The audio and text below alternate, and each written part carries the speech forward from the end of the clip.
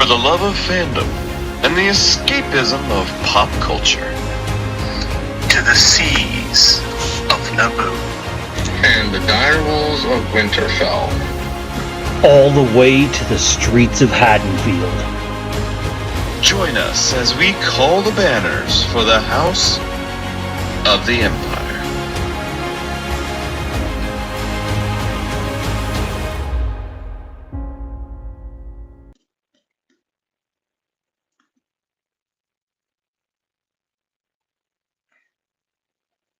What's going on, everybody? Welcome back to House of the Empire, and wait for this one.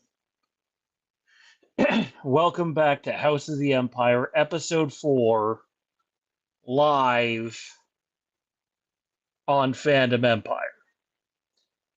Why is it Phantom Empire? Well, this isn't something we got to talk about last week, because last week we did something incredibly unique and special, and we'll have more on that momentarily, but YouTube decided we cannot rename the channel House of the Empire. Yeah. No explanation given whatsoever. I probably could have named it Your Mama's Big Breast, and they would have been okay with it. But for whatever reason, House of the Empire, nope, wasn't going to let us rename it that. And that's kind of shitty. But no, the main show here on the channel will be House of the Empire. All it means is Phantom Empire is back as a hosting platform, and that's it. I don't think you're going to see many episodes of Phantom Empire live. I'm not going to say none, because if the right places, or if the right faces were in the right places, then, you know, much like what happened last week, you know, maybe you get an episode here or there, but we are pushing House of the Empire at this channel, which, you know, before I just go off on a tangent and don't stop, joining me as always, the man who put these scores out here last week in his fabulous penthouse, with our good buddy Mondo returning in their penthouse full of fabulous guests. It's Mr. Fabulous Threesome himself, aka Darth M. Count. What's going on, man? Oh, not a lot of everything, to be honest. You know, it's the time of year, dealing with some sinus issues. Not fun, but no, I'm excited. I'm happy. You know, it's a good Monday night. Got lots of great stuff in the channel, down the pipeline. So I'm excited. Well, I'm happy you're here. Obviously, you're not feeling well, so it's appreciated that you're toughing it out, man. Also joining us, he got his first taste of Star Wars Wastelands last week. It's the Grand Moff himself, Randy. What's going on, dude? Not a whole lot, just enjoying some PTO that I took right before Thanksgiving here in the U.S. Just needed. It was much needed time off. I've been just working myself to the bone, so I figured it was time. And obviously, good on YouTube for being so flexible to help us out there. And obviously, as we all know, restreams is, yeah, we won't go off on that tangent, because I'm sure you could spend an hour ranting about just how great restreams is. So yeah, the void in my camera screen says you're right. It is a pain in the ass that we have to fight with it to get the right audio or video. Like, I had the audio issue before this, and we have a trivia match set up for not too long from now, actually, where Johnny's going to hopefully get his camera figured out, but we would still be with, you know, look what you started, Randy. Look what you started. I never had an issue with StreamYards. I thought it was great. And then one day, with like literally no notice, no like email a week or a month ahead of time, just boom, the price had increased by more than double of what it originally was. And it was like, Jesus, like, fuck No, but yeah, I wish I could sit here and recommend the product to anybody, but truthfully speaking, it it's just here because this is what we have to budget with. It's Johnny's fault. It's all his fault. Rude.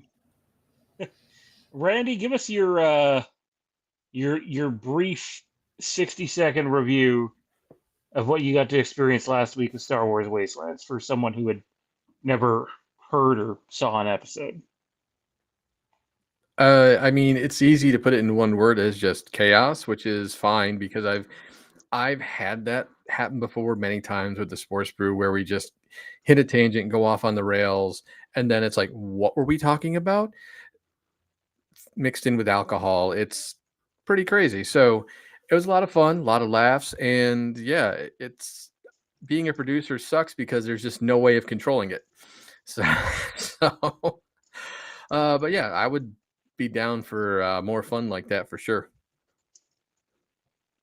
Johnny, brief follow up on last week, man. It was a pleasure to do it again with you. No, it was amazing. It was just like old times. Getting the band back together is always fun. There's a reason nostalgia shows can pack the stadiums. No, it was amazing. I loved it. And like I said, it just felt like old times. Yeah, it felt like old times. Felt like good times. I was very happy with how it played out. Again, big thank you to everybody who pitched in on that show and made it possible. And it was very very surreal because even after the show, I think the three of us were the last people around, and I think we still, despite the show being I want to say it was 4 hours and 20 minutes or 4 hours and 30 minutes.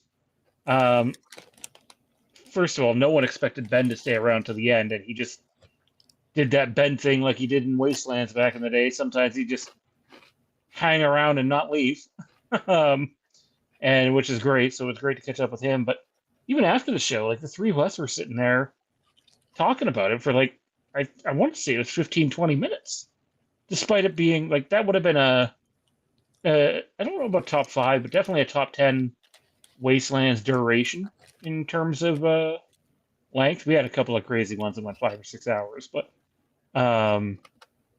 it was a blast, and I think everybody who participated had a blast.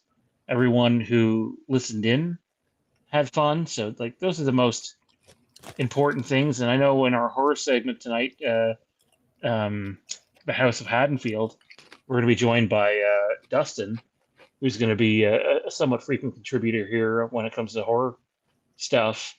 But I think it's not necessarily what you talk about, it's who you talk about things with and the type of show you're doing. Like you can do a news-centric show, and sometimes we do news-centric episodes, and we're just rifling off what the news is and continuing on, I think that for me, Wastelands had different incarnations of the show.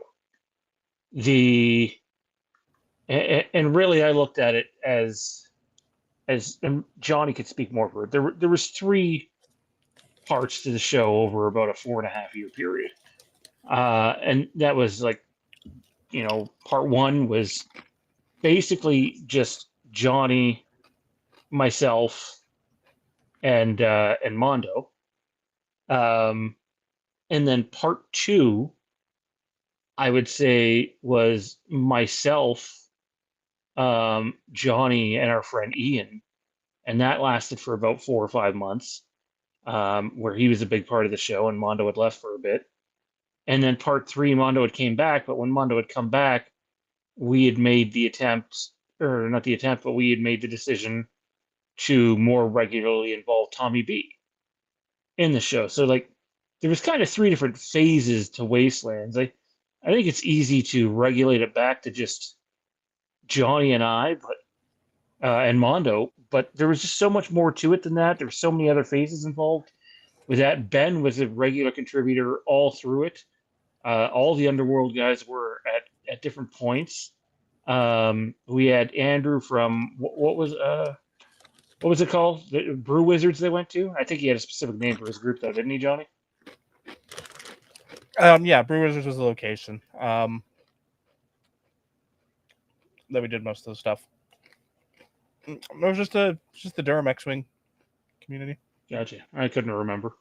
But yeah, so like there was kind of like three different phases to Wasteland. It's easy to just fall in love with that first phase, but there was, in my opinion, three different phases with three different groups. It wasn't just the three of us, but it was the people that we would bring on over the years, whether it was a Ben, the Underworld guys, David Grimmellion, Tommy, Tony back in the day.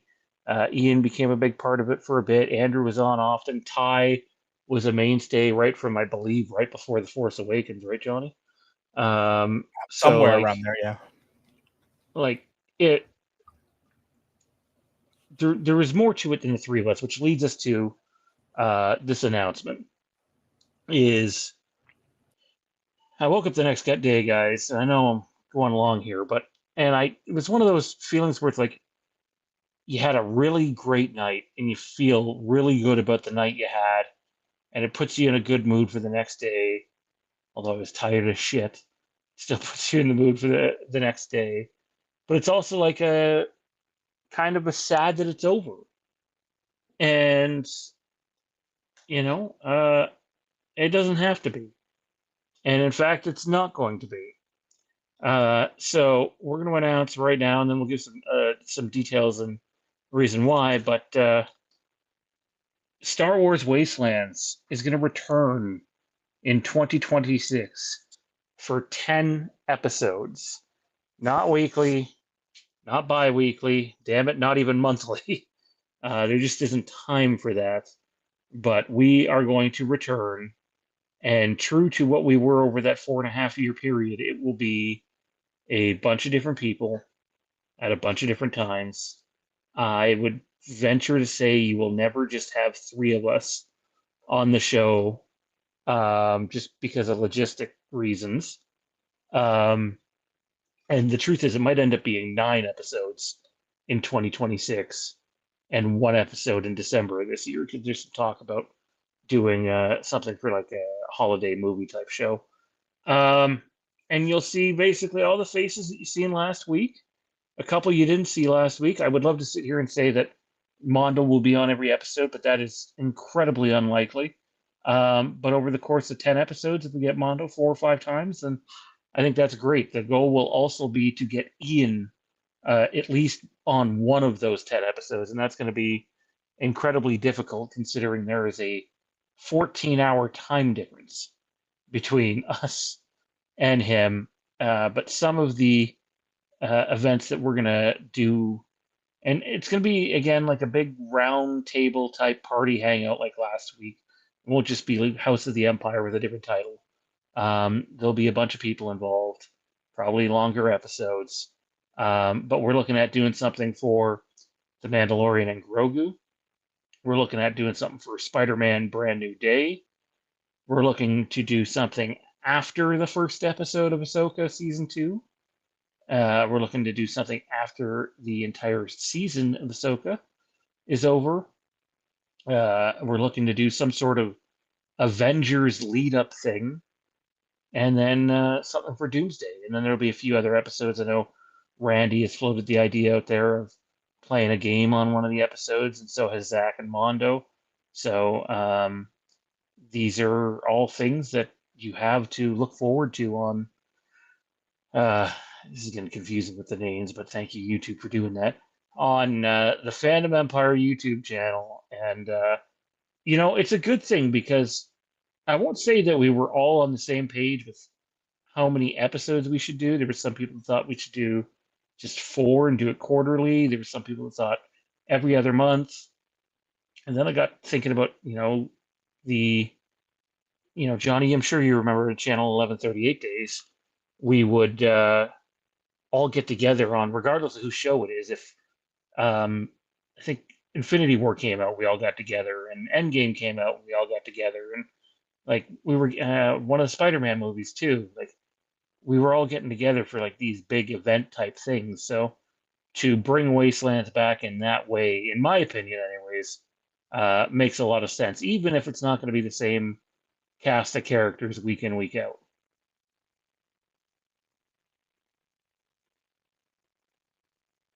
Oh,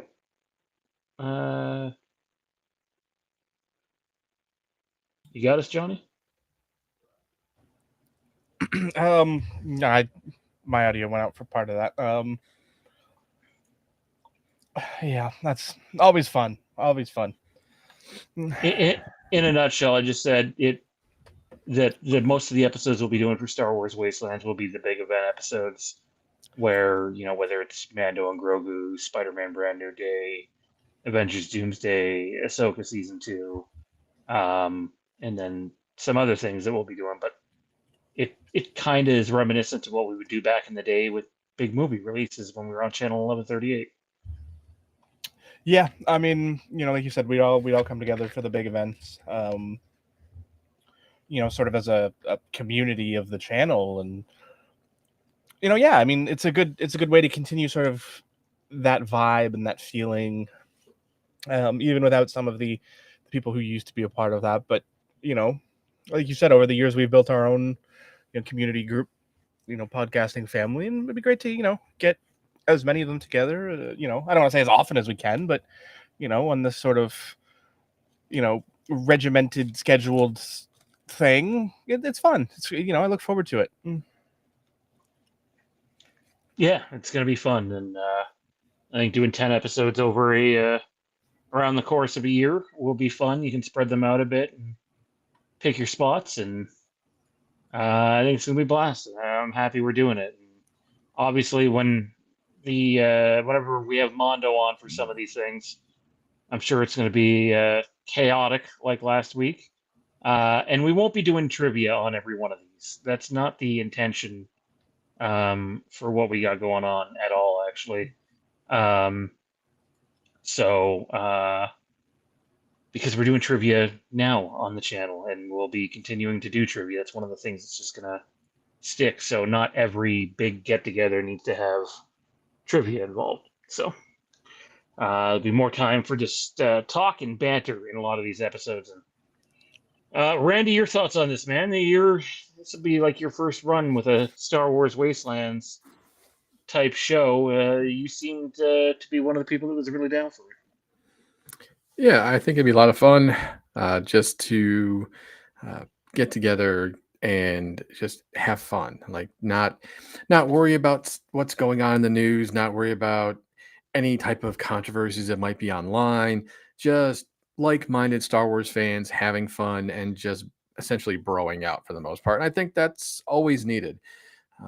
It's Star Wars is such a broad subject, and there's so many things to love about Star Wars that why can't we just kind of have one of those sessions where we just kind of go off and do our thing, and wherever the night takes us, it takes us. I mean, yeah, I hopefully we'll definitely get some games, and I think it'd be kind of a neat thing to do. But also just kind of, even if we just throw out a top 10 list where we all just go around the table and just kind of explain the reasons for why we like it or don't like it. I mean, like you look at Dustin in the comments there. I think he's trying to tell us to go to hell because of what his suggestion is. But I get it's a holiday season coming up here. And Dustin, I appreciate the suggestion. I guess we'll have to wait and see what these two think. I already know I've already given my thoughts. So The amount of money that would have to be donated to get me to sit through the holiday special again would have to be either something incredible for charity or something that's going to allow me to take the wife out for a nice dinner the following week. I would rather watch the Christmas special over another viewing of Zombies. I would not. I would. I'll say that. I can't believe I'm saying that. I won't repeat that to Zach, but I've never seen Zombies, so I guess I'd have to take that over that too. So nope. Mm-mm. You're one of I was gonna say, yeah, never mind. That wasn't gonna make any sense. Anyways, let's dive into this. This has gone on long enough. We got a show to get to, and guys, what's the date today? I need someone fact check the date for me. Today's 11/24. 11/24 Mm-hmm. of what year? 11/24/25. Is that right? That is correct. I hope so. All right. So the year is 2025, almost 2026. And the Hollywood Reporter has confirmed, as of just a few days ago, that Rian Johnson's Star Wars trilogy is canceled.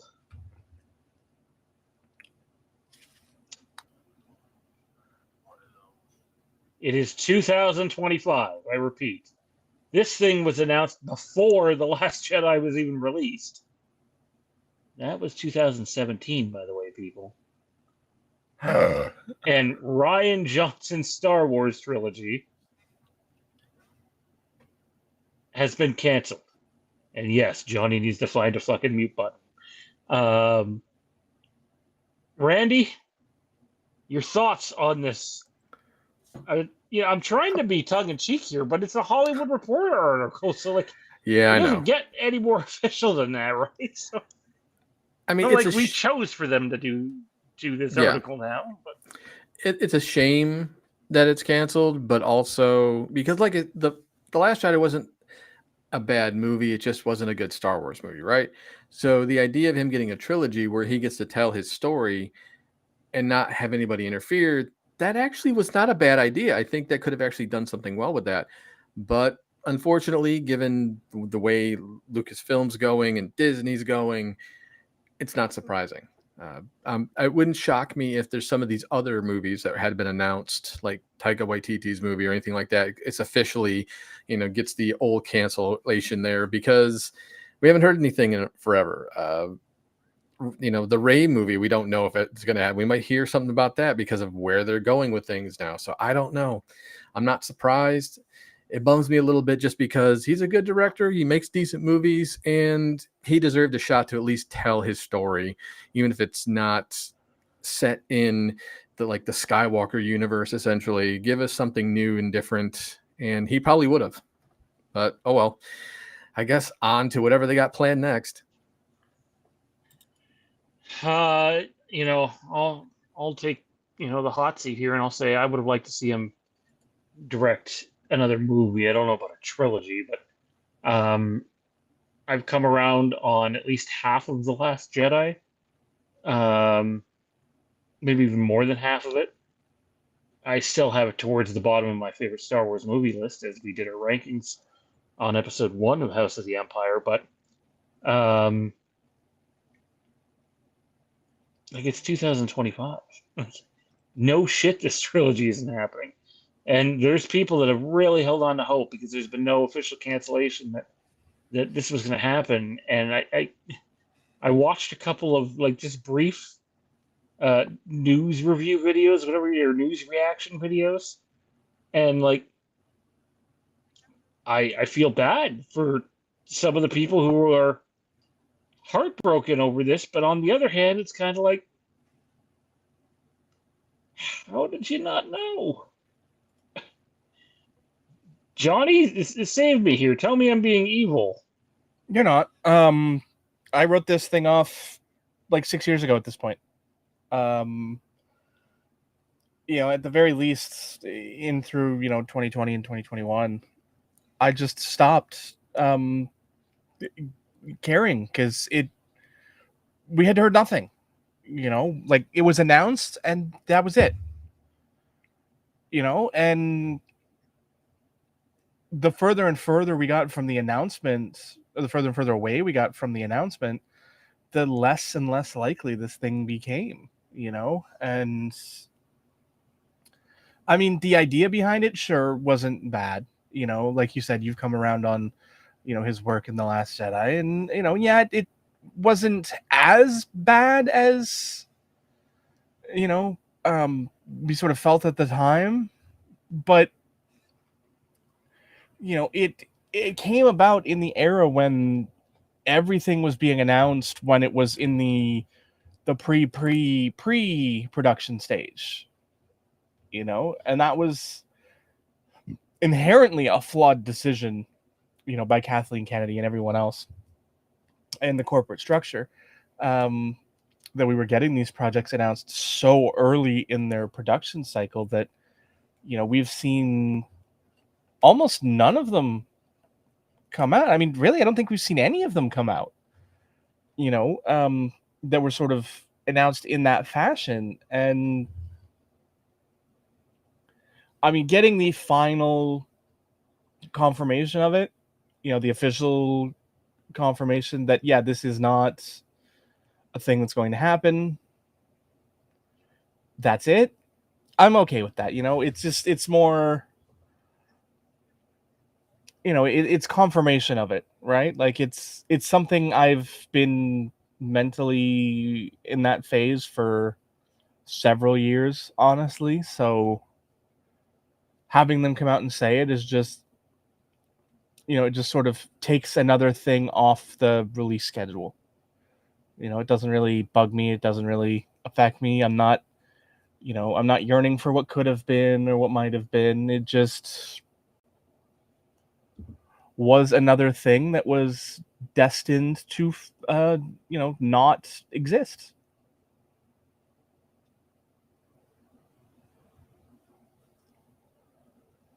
Yeah, I get what you're saying in regards to that. I do.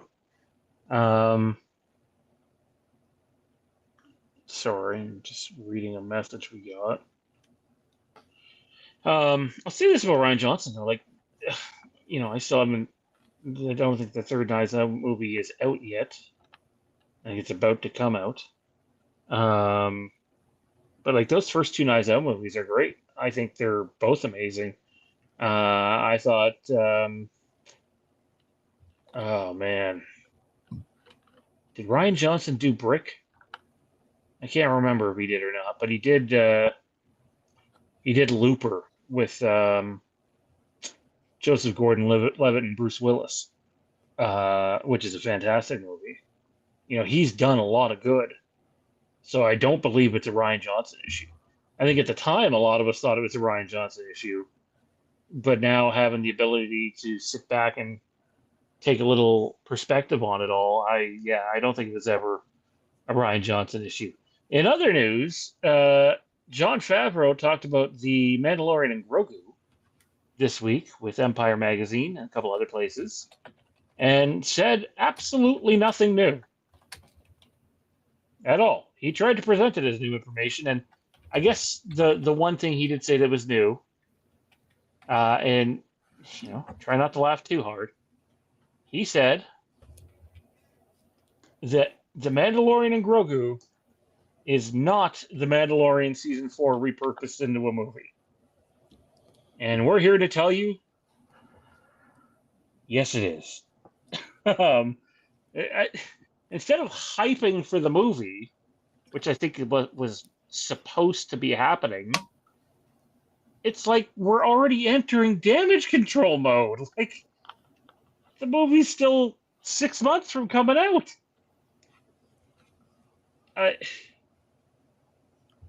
Johnny, save me here. Tell me I'm wrong and I'm not seeing this the wrong way, but like you have a chance to hype your movie up and kind of like unprovoked, he goes on a tangent about how this is not, the movie's not Mando Season 4. And we're all pretty sure that it is, by the way. But just thoughts in general, like what do they got to do to turn the marketing around for this movie? They need to shut up. Like it's whether it is or isn't is irrelevant, because people are going to believe what they choose to believe regardless of what they say, right? Like, the people that are like, oh, this is just the next season of the show and you're chopping it down, and or the people who are on the opposite camp that, are believing, taking them at their face, and it doesn't matter. It doesn't matter, because this is not what we should be talking about. It doesn't matter whether or not this is the fourth season of the show, or if this is an original idea strictly for a movie. It doesn't matter. Those aren't the things we should be hyping up right now. We should be hyping up the action and the content and the story and the things that happened in this movie, not where the ideas came from. Like, that's press tour stuff. That's when you get the questions during the press tour about, how you came up with the idea and those sort of questions. This should be we're hyping up the performances, the actors, the actresses, stories, the things that occur. Like, you should be doing things to drive up the hype, not try and necessarily, not necessarily divide the hype, but drawing attention away from the things you should be talking about. And that's not one of the things they should be talking about right now. It's just, talk to me about the production, about the things that are going, like the content, the character, those sort of things. Those are what I want to be hearing about. I want little previews into the story, because let's be honest, the trailer you gave us did nothing for that. It showed us that, congratulations, there are a lot of aliens in this.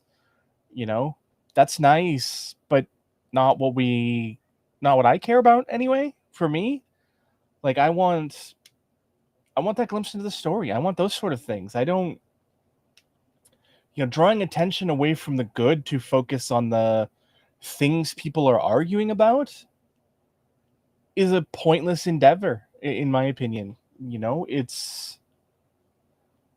There are more important things we could be talking about right now, and that's not one of them.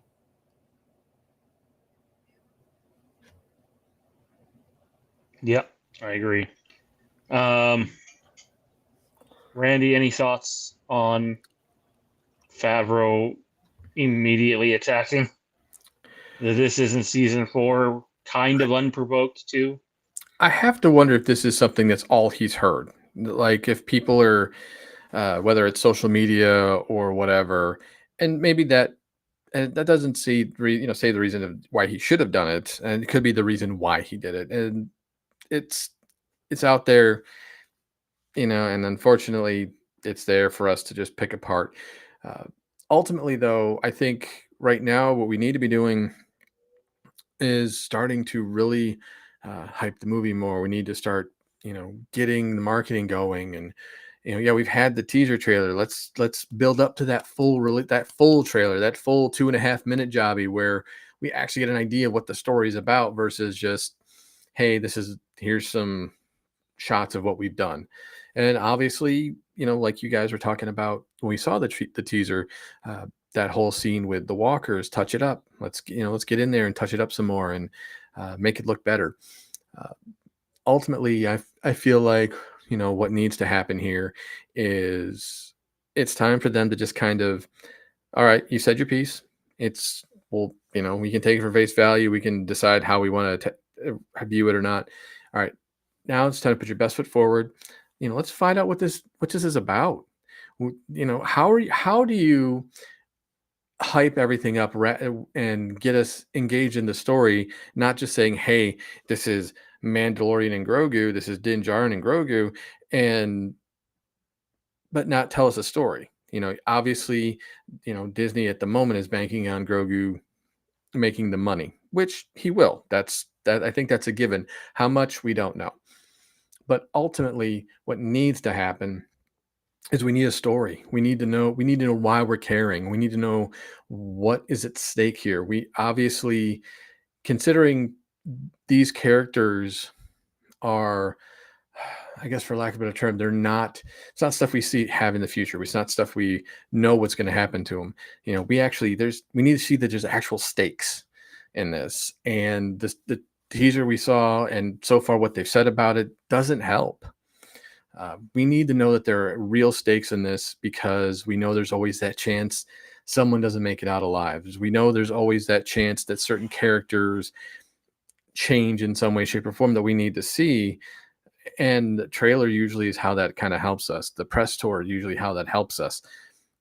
and we got nothing. We have no more information than we had when the teaser dropped, and it's a little frustrating. I'm not gonna lie, but the movie's also still 6 months away, so it's I just hopefully the hype train starts rolling. Hopefully they start marketing it better.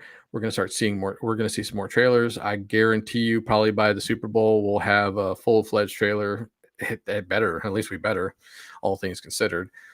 But yeah, it's right now. It's not as hyped as it could be, and that's a shame. Yeah, I think the Super Bowl is likely for like a preview to the full trailer, then the full trailer the following day. That's what they did with Solo anyway. Not that they should be following that method of practice in terms of marketing. Um, it screams no confidence. What's going on right now? No confidence in the movie, and one of the most famous lines you'll hear is the movie's made in the editing room. And I think people would be surprised how much The Force Awakens was changed in the editing room compared to what that movie originally looked like. I wouldn't be surprised if this is one of those movies where, right up until release, they're really taking things, moving things around, cutting things out, possibly even reshooting things. Um, I firmly believe the movie is not, and again, this is just me speaking on hypotheticals and theorizing. The movie is not in the type of shape they want it to be in at the moment. So, and I don't think Tony Gilroy is coming in to save the Mandalorian. Sorry, people. I don't think this is Rogue One Part 2. It's going to bring us to our next topic, which is going to be a fun little 20-minute video we're going to watch together and react to together. And this is courtesy of Ian, who, with all due respect to our friend Ian, got treated like Jerry Seinfeld did at that high school that one time when he got bumped for the I forget what he got bumped for, but he got bumped for someone, and Ian's clip got bumped altogether last week and is actually tacked on to the end of our episodes 2 and 3 um, watch along or commentary, pardon me, for Obi-Wan Kenobi. Which, by the way, tomorrow night we are doing episodes 4 and 5 for Kenobi, and let me tell you, you think the walkers are bad in that trailer? There's a moment tomorrow night where someone's gonna have to send a wellness check on me. I'm pretty sure. Come on, man. I almost guarantee it's not gonna be as bad as you think it's gonna be. I think it's gonna be better than you realized.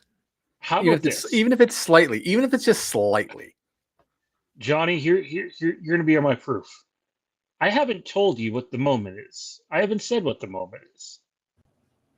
I bet you, when we're watching tomorrow night, you are going to know the moment when you see it.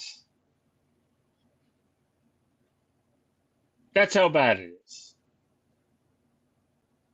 Johnny, remember that, please. Okay. Randy will know the moment when he sees it. I guarantee. Yeah, because I'm gonna hear Sean just groan and be like, "What the fuck?" I will try not to say anything. Ugh. Ugh, man. Channeling my inner Terrence there. Ugh. Anyway, everybody has an inner Terrence somewhere. Wonder what that son of a bitch is doing. All right, so Ian and I did this way back in the day on the Moose Too Far for Patreon.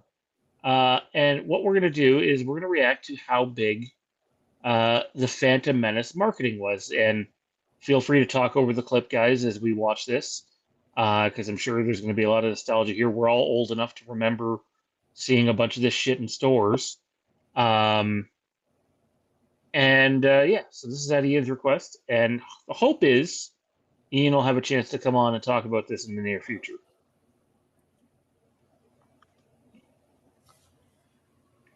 Let's see if I can do this properly.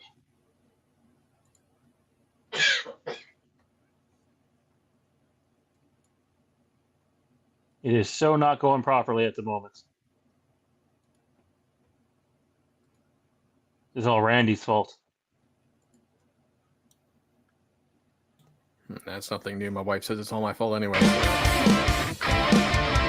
There has been very few cultural phenomena equal to the lead up and release of Star Wars Episode 1, The Phantom Menace. In terms of marketing, Can everybody still hear it? nothing, with perhaps Yep. the exception of The Force Awakens, has really come close to matching the hype surrounding its release in 1999. This was through a complex combination of billions of dollars in investment, a meticulously planned out campaign, decades in the making, and a furious fan fervor no other brand was capable of generating. So much fervor that its resonance had me purchase a set of 4 Pepsi branded cans from 2+ decades ago, one of which I might just open up and drink before the end of this video. That being said, did I even purchase these? This could just be an image I took off Google, right? I guess you'll just have to stick around and find out. But also leave a like on this video. You have to do 2 things. This entire campaign was ultimately the brainchild of George Lucas, which in taking a closer look was spawned as a result of the original deal Lucas made in relation to the first line of Star Wars action figures and accessories. In the late 70s, there wasn't really a market for these kind of toys and merchandise. Your big ticket items were things like the original G.I. Joes, Barbie, easy bake ovens, yo-yos, a stick and a hoop probably, I don't know. But George Lucas had the foresight to create God, a this deal reminds me of with how old minor I am. player toy Fuck. company Kenner for a basic line of 3¼ inch action figures. This was I only had after a lot of those. whirlwind tour of rejection from the big brands, which led to a deal where every dollar in sales earned Kenner 95 cents, 20th Century Fox got 2.5 cents, leaving Lucas with the remaining 2.5 cents. This was a terrible deal by all metrics, but considering Star Wars had yet to cement itself as even a minor success, let alone a cultural phenomenon, it makes sense for the time. Nobody knew this brand. You'd see this trailer and you'd be like, what is this? Who's that? Where are they going? I don't get it. So, the deal of course was better than nothing, but it was always a deal that upset Lucas. Also bristling at the fact that the contract stipulated that Kenner had the sole and exclusive intergalactic rights to the franchise. This was a little haha good joke the lawyers at Kenner put into the contract, but really, it wasn't a joke. They had a stranglehold on the Star Wars brand forever. Well, technically, under certain conditions. The deal was either Kenner earn enough in sales every year to pay Lucas $10,000, or if they didn't reach that number, just cut him a check for the same amount. Easy enough, right? And you'd think that this deal would have been written down somewhere, everybody could see it, and there was somebody whose job it was to ensure that this happened, because it would be embarrassing if that wasn't the case. So after the release of Return of the Jedi in 1983, George decided that it was time to let the brand rest. Production ceased on almost all fronts, and Star Wars largely faded from the public consciousness. There had always been rumblings about additional movies, prequels and sequels and the like, but an official announcement concerning the next 3 movies wasn't formally made until late 1993 via Variety magazine. In order to prepare for what everyone at Lucasfilm was quietly confident would be another global phenomenon, a trio of smaller marketing campaigns were implemented to test the waters about what would now be possible. This started with the Power of the Force line in 1995, which was basically where, what if Star Wars but everyone had big muscles? Then there was the multi-platform multimedia campaign that was Shadows of the Empire in 1996. I've actually got a whole nother video covering that in detail that I'll link below and at the end of this. And then, of course, we got the special edition re-release of the original trilogy in 1997, which I also have a whole nother video dedicated to, which will also be linked below and at the end. Now, I should specify that I don't drink a can of 23-year-old Pepsi in either of those videos. Like, say, these cans right here. That's right, these are real. I did buy them, but am I gonna open them? And I guess they might have already been opened at the time, and now they're empty. How would you know that? I guess the only way of doing so would be sticking around to find out. So in the time between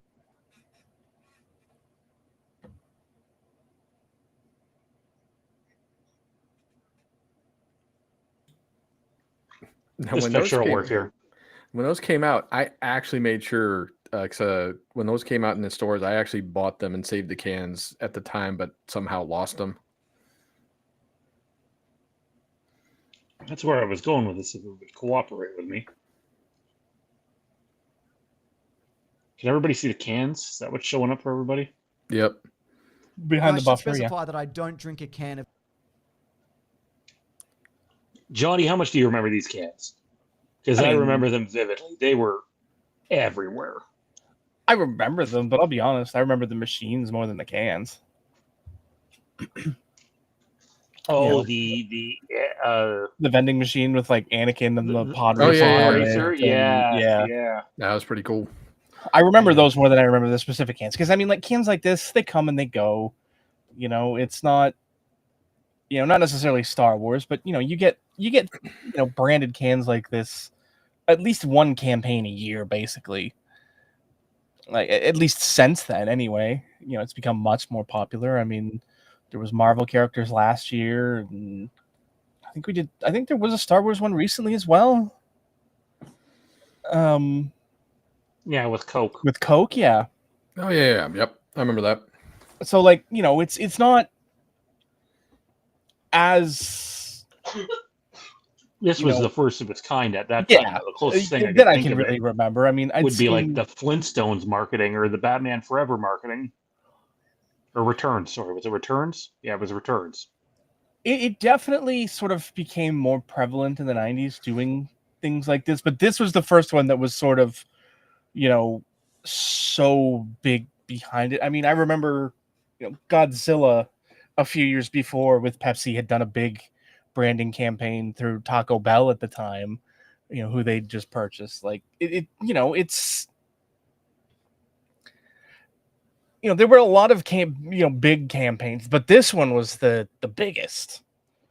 It was, you couldn't throw a rock without hitting.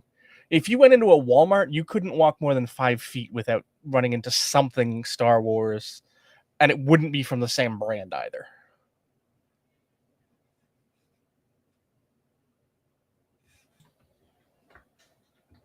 Well, let's get into some of that because some of the details on this are wild.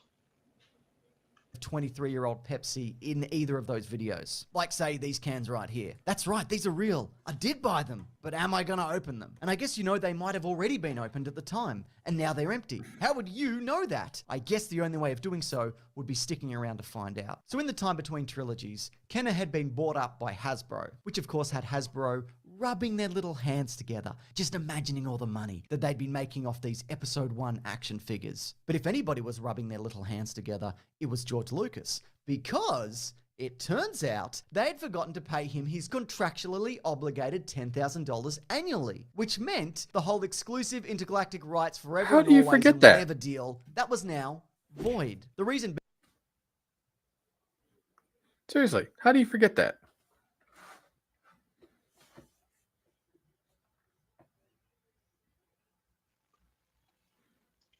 Lucas quite literally bent over the big industries on multiple occasions, and I mean, Oh this is yeah, just to he kind of bent definitely themselves did. over.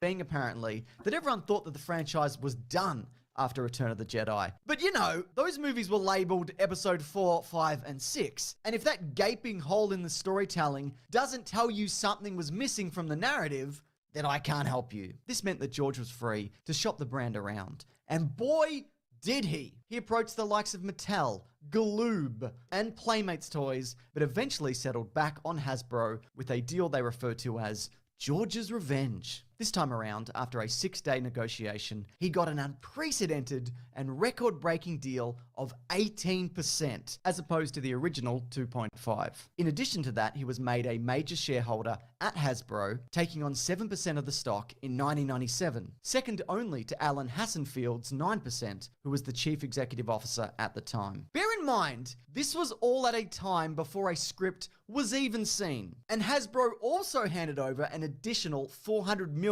for the toy rights, which it turns out weren't even exclusive, leaving the door open to a Star Wars branded every. $400 million Damn. just for the toys for that movie only. I mean, holy hell. That's wild, dude.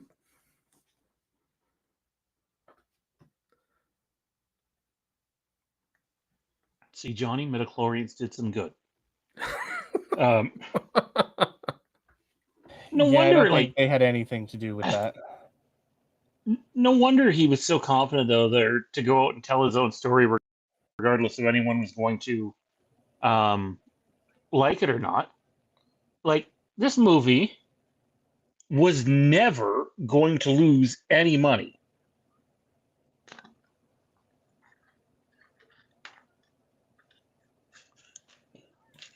$400 million for toys. Dude's a genius.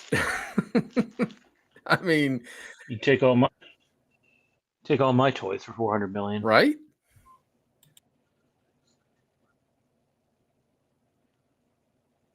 everything. Outside of the Kenner toy line in the late 70s and early 80s, the Star Wars branding mandate was just repurpose a bunch of crap to make it Star Wars themed. In 1999 though, Lucasfilm was not going to get caught off guard again. Not in the way that they were in the Christmas of 1977, which resulted in the selling of empty boxes to children with the promise of toys that hadn't even been manufactured yet. No, this time they were going all out, or all in. Both, I guess. This time there was to be a purpose-built, state-of-the-art toy line. The basic line for each came with an electronic Comtech chip, which basically meant that now all your soon-to-be favorite characters could talk, as long as you also had the electronic Comtech reader, sold separately. In addition to that, we got Qui-Gon, but tall. Multi-packs like the Tatooine Showdown. You can engage in a pitched battle with Darth Maul while Anakin is... I don't know, he's there also. He doesn't even have a gun or nothing. Or maybe you'd go for the Eopie and Qui-Gon with lightsaber slashing action. It's kind of interesting that the Space Camel gets top billing here. Anyways, there was also electronic talking Darth Maul, electronic talking Qui-Gon. And then of course, you know, you got your various lightsabers, including Qui-Gon and Darth Maul. Or maybe you want to go for the electronic Gungan catapult accessory set with super bright lights. Or the Jedi gear. Become a Jedi Knight and feel the power of the Force. That included an adjustable belt, comlink that clips to the belt, holo projector, official Jedi Knight hair braid that clips over the ear. That's gross. And there was even a lightsaber duel game, meaning you are able to impale Qui-Gon in the comfort and privacy of your own home. Again though, and I cannot stress this enough, this deal was not exclusive. So outside of Hasbro, you could get a Yoda Magic 8-Ball, various vehicle danglers, playing cards, collectible card games featuring Obi-Wan and Darth Maul, hailed as starter pack. I need to vent. I don't know if Johnny remembers. Feel free. I had these. I had them. We were in grade 6. I had them out when I wasn't supposed to have them out. Our teacher, Miss V, who often got labeled as a hard ass. Johnny had her twice actually as a teacher. Not because he failed, but because our school had 4 or 5 splits, 5, 6 splits, etc. Had them out when I wasn't supposed to have them out, which is fine. But she didn't take them just for a week or a month. She took them for the fucking school year. I never got those cards back. Ever. You owe me.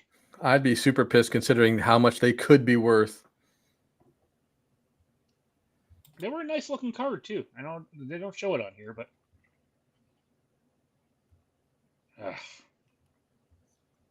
still with us, Johnny? Or are you sleeping? No, I'm present. I'm trying to staunch some blood flow. But I think this was it. I don't think they went beyond the starter pack. Icon trading cards, sticker books, a 20-month calendar, Darth Maul calendar, Obi-Wan calendar, Episode 1 engagement calendar, and also a Queen Amidala makeup line, to name some, but definitely not all of the products. Oh, also there was an inflatable chair where you can sit in the lap of Darth Maul, if you were so inclined. Then there was the food. You got Icy Poles, Cadbury's chocolate bar, Cadbury's fingers with Clippo. What the hell is a Clippo? What's that, like a British thing? What, it's like a Tazo or a Pog or something? 4 to collect though, apparently. Cadbury's biscuits, Colgate toothpaste and toothbrushes, Jar Jar Pez dispenser, Jar Jar tongue candy, Lay's chips, Doritos. Plus, through deals with KFC, Pizza Hut and Taco Bell, you could purchase cup toppers and assorted other cheap plastic crap. Those I mean, remember. good and great stuff. All in all, there were 73 official licensees in total. And it's worth noting that 2 of these were separate billion-dollar deals, that being of Lego and Pepsi. The Pepsi Cola company locked in an agreement with Lucas, which meant they'd be spending $2 billion to sponsor the Phantom Menace. That was bigger than the $700 million that Coca-Cola spent on the 1996 Olympic Games. This deal also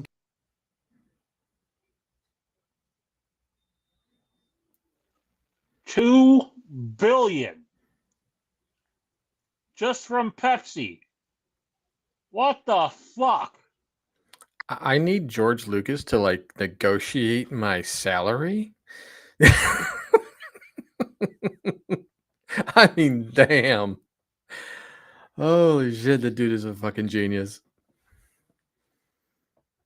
encompassed the yet-to-be-named follow-up films, now confirmed for release in 2002 and 2005. In total, for the Phantom Menace alone, Pepsi was said to have produced 8 billion cans, 250,000 of which displayed a gold Yoda worth $20 if you mailed them in. Now, I don't have any of these gold cans, unfortunately, but I do have these. In fact, you can see that they're all sealed, which could hypothetically make for sanitary drinking later in this video. Hypothetically. Who's to say whether that will happen? You'll have to stick around to find out. As for the second deal, towards the tail end of the 90s, LEGO was struggling. I wouldn't say necessarily things were on the decline, but it seemed at the very least a plateau had been reached. So it was thought that perhaps the best way they could revitalize the brand was through licensing. This only happened after a fair bit of pushback, because some of the higher-ups at LEGO didn't want what was always considered a family-friendly brand to have its logo slapped next to the word Wars. But you know, money, and a deal was struck that extended into 2006. But neither company have ever let that license lapse, because it has always proven extremely profitable. The first products were launched in March of 1999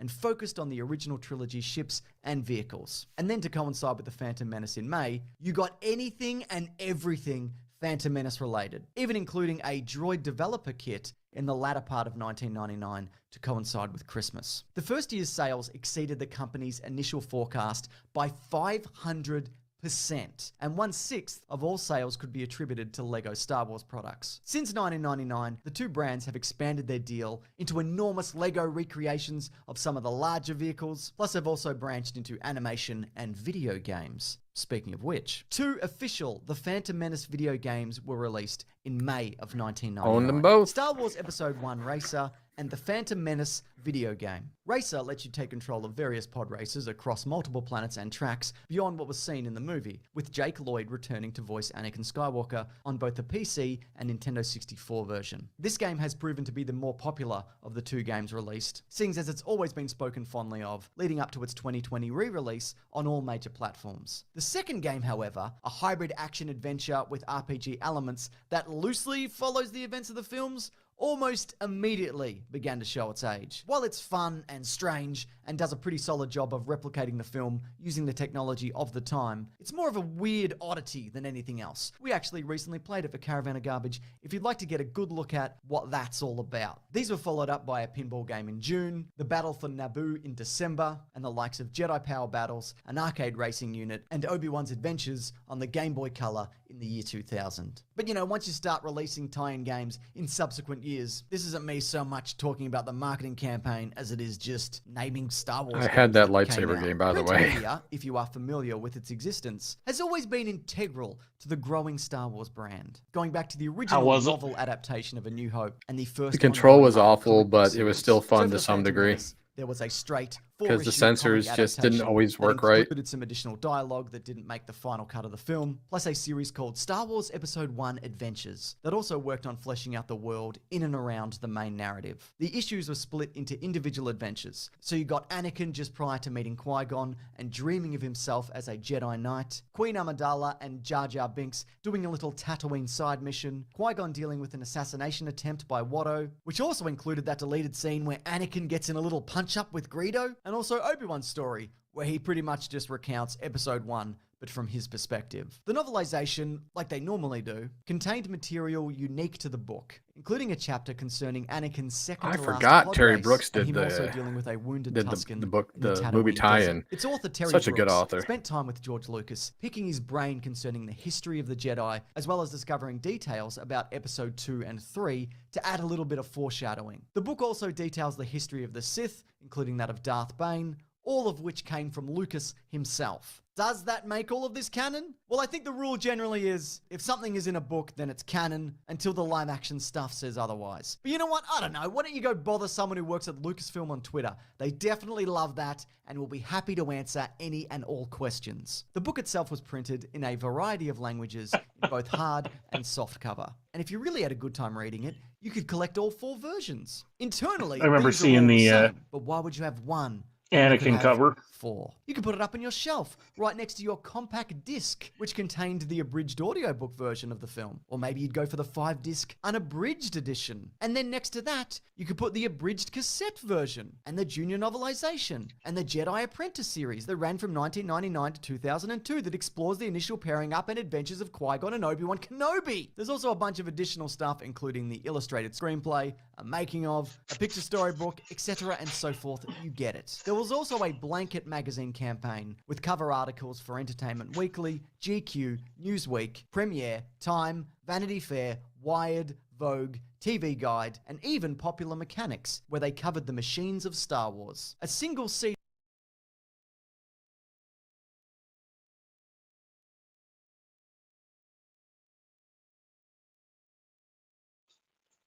I can't freeze frame um,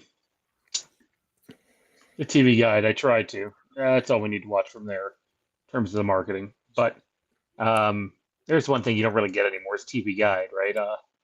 TV guide used to be classic. You know, get some covers and you'd get it just for a little special, you know, story that they have in it or the cover that they have in it.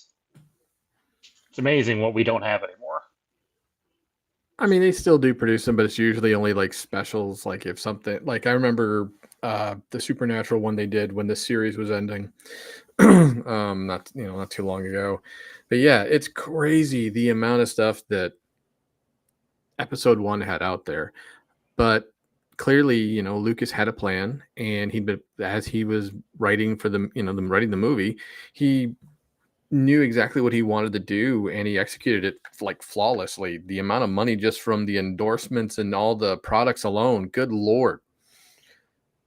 Never have to work another day in your life.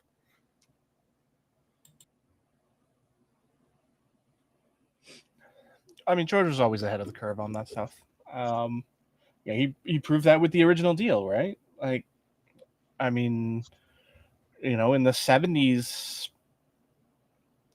putting all of your money behind the ancillary markets was unheard of. Nobody did that. Not even remotely. Like, if you were in a Saturday morning cartoon, that wasn't a market you could tap into. Until George decided it was. Yeah, it's a shame that those cartoons back in the 80s weren't really good. If only. But they also end up spawning comic book series on top of it. So, you know, it's crazy just the amount of money he's got through all the products he's marketed, whether it be books, comic books, video games, toys, you name it. It's impressive.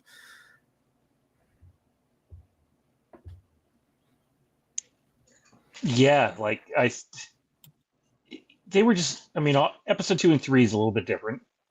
Which, by the way, they didn't lose on those movies either. But the Phantom Menace and how big that was, and how everybody just wanted to be a part of it, like that movie paid for itself 10 times over again, just on marketing shit, let alone what it made at the box office. And I don't think you will ever see anything like that again, period, for any movie release. Because I imagine, as much as George made out like a bandit, like it, I imagine a lot of these other companies did not make out too well.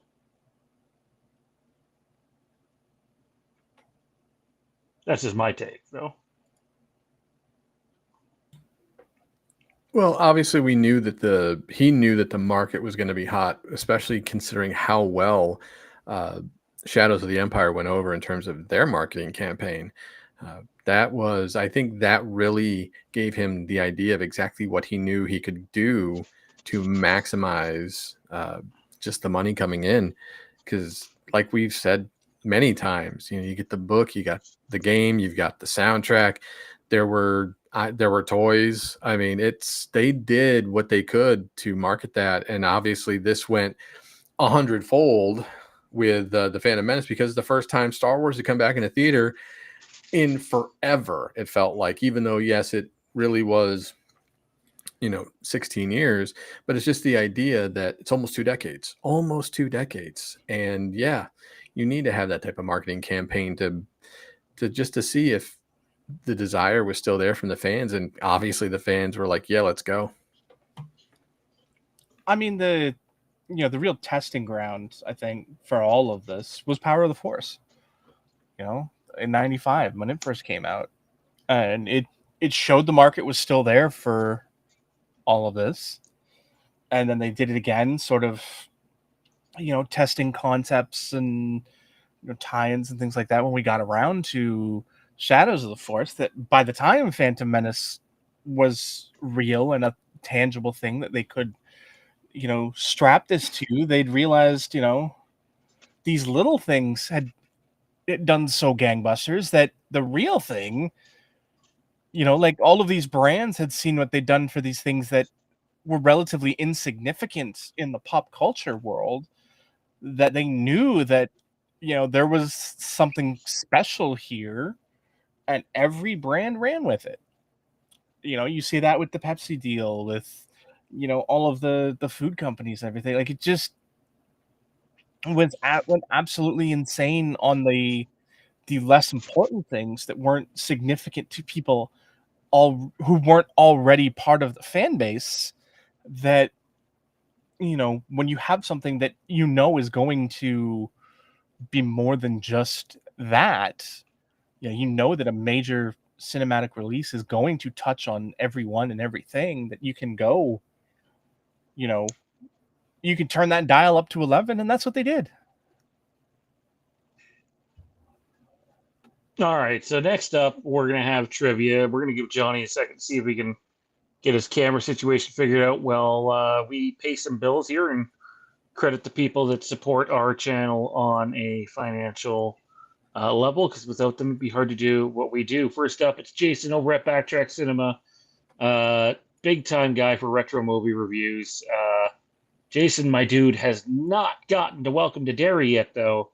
And I know that is 100% his cup of tea. Definitely check out Backtrack Cinema. Good guy, deserves your support. Jesse over at Jesse Storytime Spectacular. Great place for pop culture talk. He's got a lot going on over there. Ryan over at Kaulignation. That's a NASCAR channel that him and I do.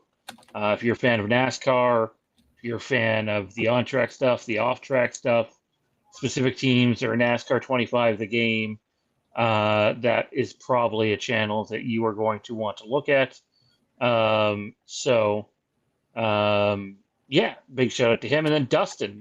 Dustin has been a big time supporter. He first came on and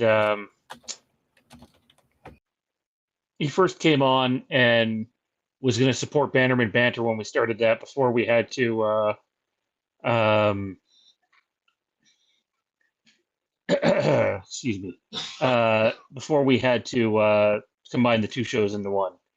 And he's still around, and he will be up. So we're gonna have to adjust for it. We're still doing it because I did not put that amount of work into it to not do it. So Johnny's gonna have to do it the old school way, the Star Wars Wastelands way.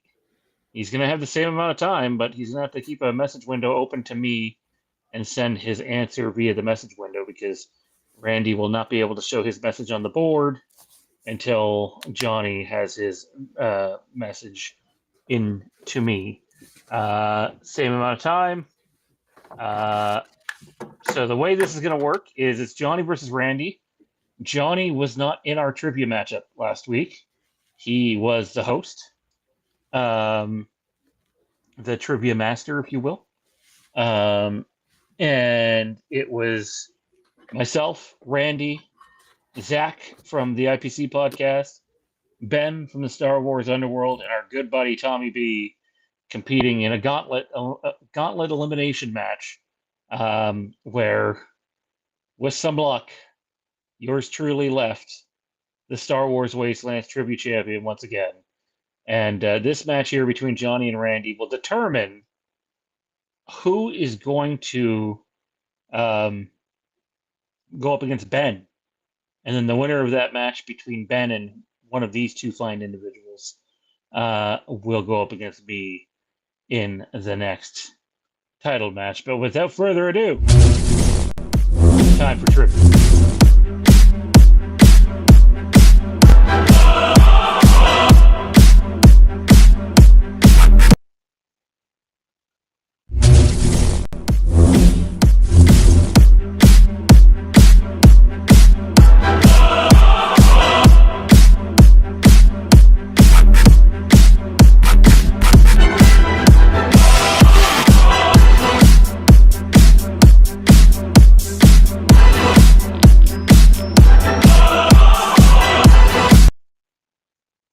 We'll throw the wheel up there to intimidate people into the second round here.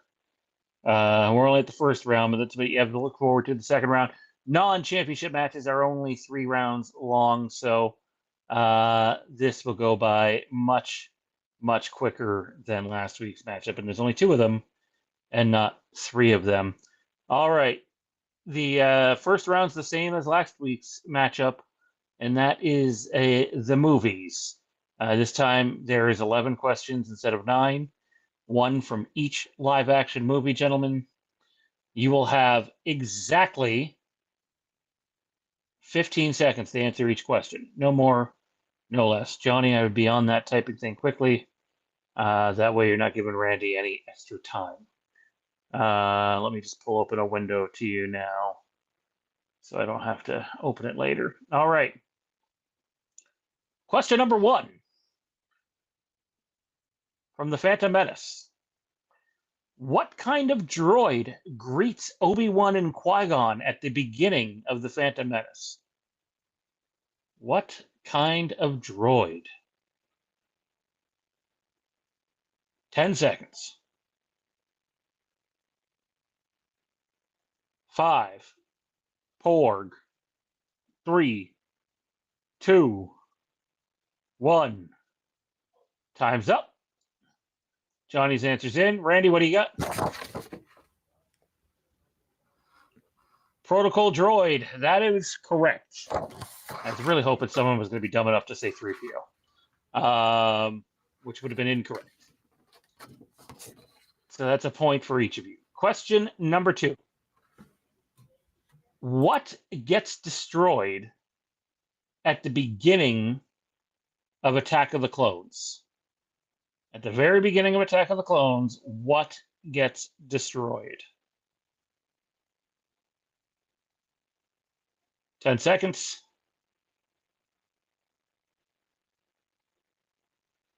5, Porg, 3, 2, 1.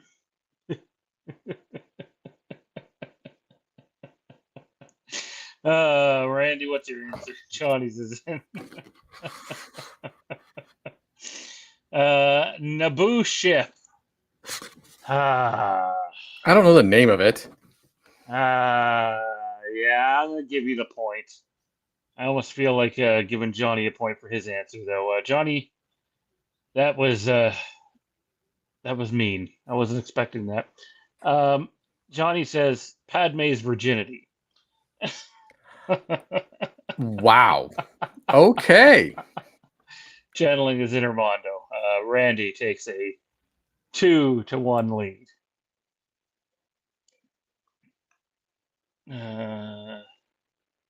Why are you muted? Who's Good muted? question. Apparently Johnny is muted. Oh, Hello. You know why you were muted? You did it You were again, typing- didn't you? Yeah, you were typing your fucking. You were typing earlier. I literally could not hear anything but the typing. Because you've been muted for a bit. My apologies. That was still a very mean response, though. Padme deserved better than that. Well, I mean, you know, I got a mean, channel. what's his name? Is it Rosh? No, it's not Rosh. Is it Rosh Clovis? Is that it? Rosh Clovis from Clone Wars.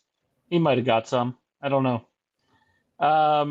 Did Anakin kill him? I mean, if he did, Anakin definitely would have killed him. What battle takes place at the beginning of Revenge of the Sith?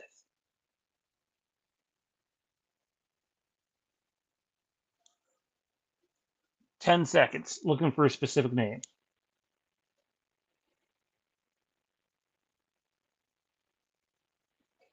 5, Porg, 3, 2, 1. Time's up. Randy, what do you got? Didn't realize there was an actual legit name for it, but I know exactly where the battle took place. Yeah. Battle of Coruscant. That's what it's called. Yeah, you're both correct. 3-2 is the score. Moving on to question number 4. What is the name of Han Solo's love interest in Solo: A Star Wars Story?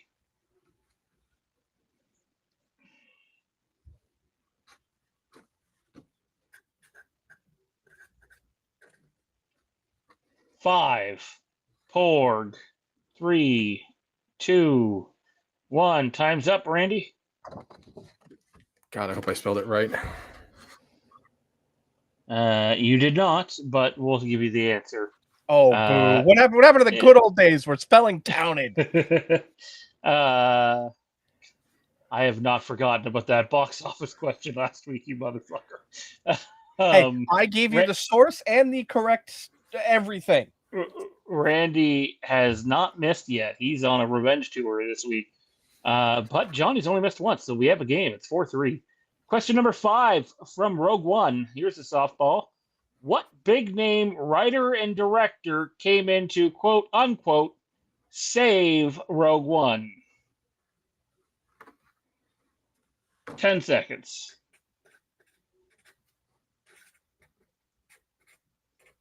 5, Porg, 3, 2, 1.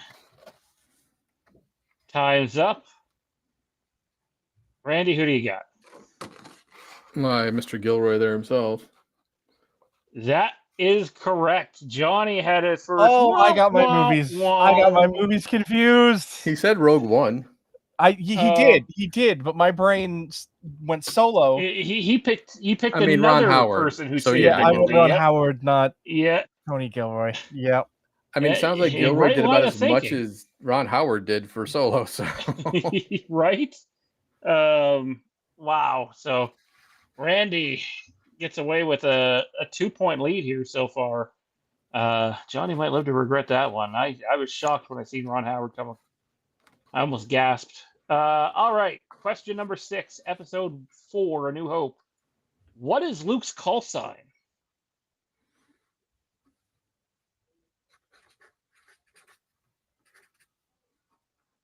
Five, Porg, 3, 2, 1. Answers are in. Randy, what do you got? Red 5, Red standing 5. by. That is correct for both of you. 6-4 for Randy. Randy has yet to miss. I don't remember the last time we had a perfect round in trivia. Long time, and we've done this occasionally over the years. From Empire Strikes Back, question number 7. What's Luke's co-pilot's name that's killed at the beginning of Empire Strikes Back?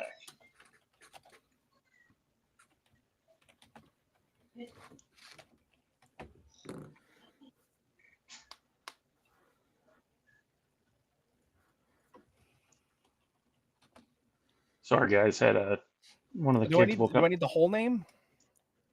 No. Okay. I remember his first name. I don't remember his last name. All right. Answers are in. Randy, what do you got? Dak. That is correct for both of you. The score is 7-5. Do you have his last name? I don't off the top of my head, no. Okay.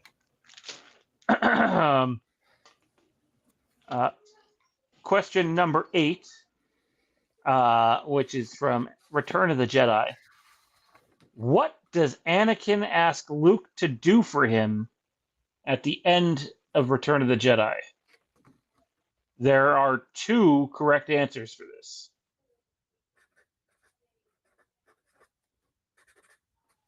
You missed this one. If you don't get one of the 2, you just suck.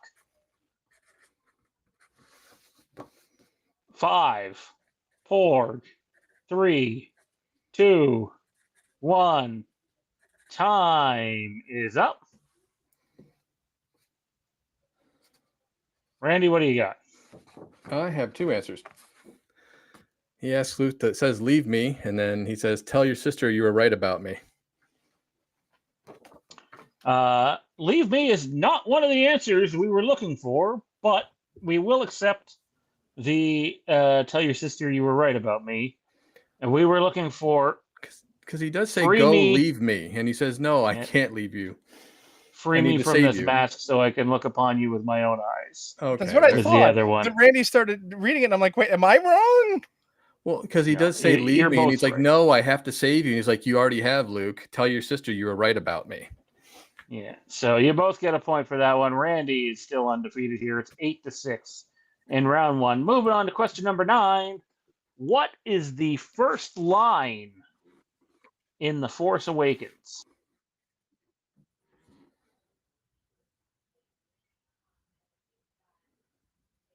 Five, Porg, 3, 2, 1. Time is up. Answers in. Randy, what do you got? I got nothing because I'll be damned if I can't remember what the first words were. It was Lor San Tekka's thing, right? Yes, was they're the first- shot at the first- prequel trilogy, Yeah. which was a very unwise move by Disney.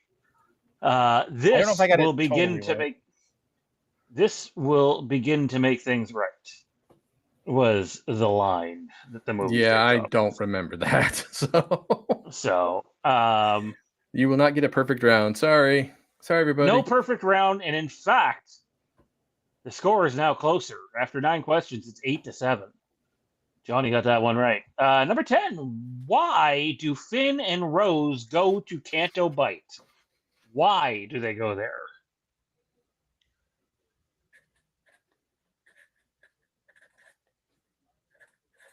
Five, Porg, 3, 2, 1. Time's up. Randy, what do you got? If memory serves me correctly, it's to find a code cracker. Yes, well, I'll accept it, and I'll accept Johnny's, which was find the hacker, find the master code breaker. The same deal. Benicio del Toro is who they ended up finding, although he was not the code breaker they were looking for. That makes the score 9-8 He was for a Randy. drunkard in a drunk tank. All right, here we go. We're looking for a very specific answer for this one. From The Rise of Skywalker, how did Palpatine return?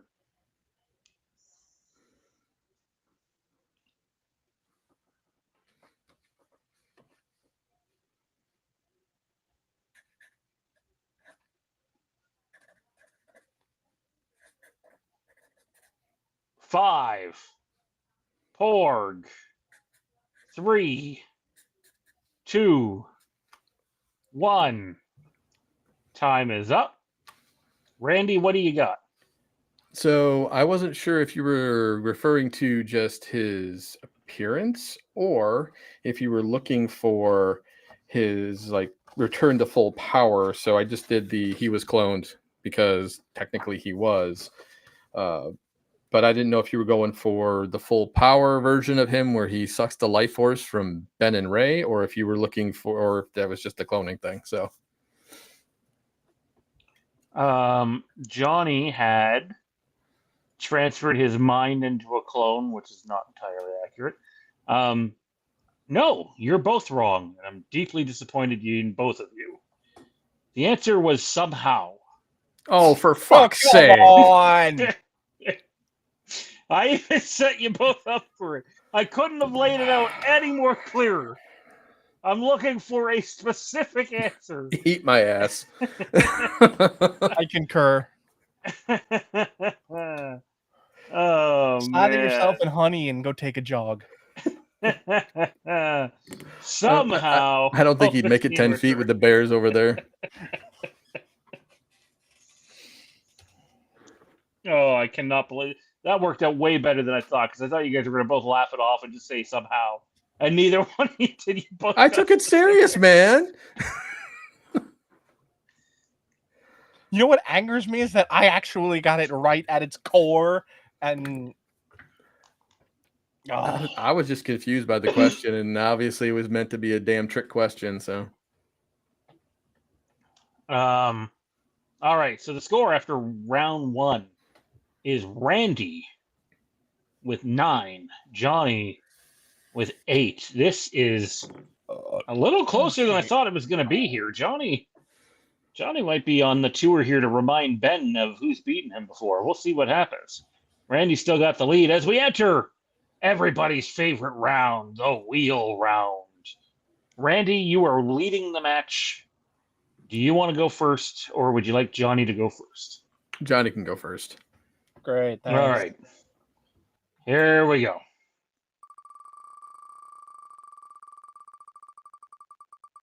The wheel's up for you, right? Yeah. Okay, come on. Oh, it's going Johnny's way. Okay. I don't hate this.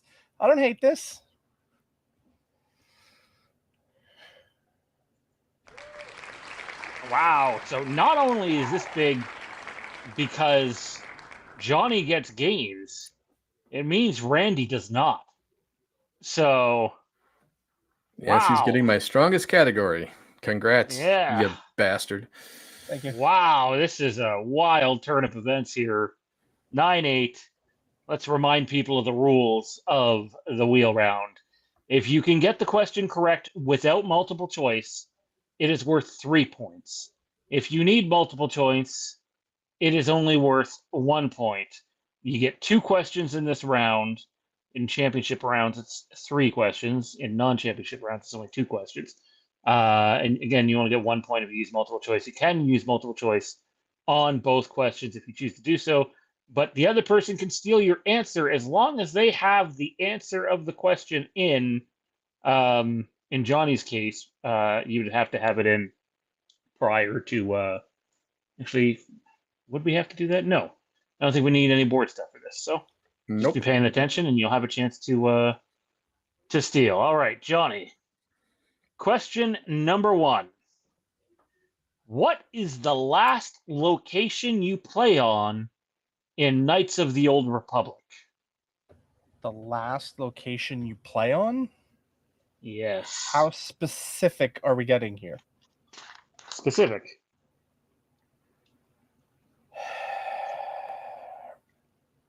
Ricotta Prime? That is incorrect. That is the second last location you play on in Knights of the Old Republic. Randy, you got 5 seconds or less to steal this thing. I can see it in my head, and I can't think of the name of it. Oh, fuck. It's that Time is up. This cube or some bull. I can't remember the name It's of the it. Star Forge. Yeah, that's where I was It's the thinking. Star Forge, correct. I was like, I can see it. Why can't I think of the name of it? I thought It for is. some reason, like I thought the Star Forge was on Ricotta Prime. No. It's in the sky. Yeah, that's why I asked how specific, and then might live to regret that one. We'll see. well, Randy didn't get it either, so it's a wash at worst. Question 2.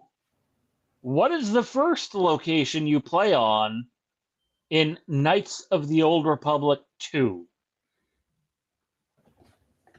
It is the Paragus mining facility. Is that your final answer? Yes. That is incorrect. Randy. You had to go KOTOR questions when I haven't played in fucking forever. 3, Ebonhawk? 2. That is correct with a huge 3-point steal. Randy nails it. You play as T3 on the Ebonhawk, and it's your job to get the Ebonhawk to the Paragus mining facility by repairing it, as it looks like you're literally in the middle of hell. Such a dark beginning to the game, and everybody on board the ships fucking passed the fuck out.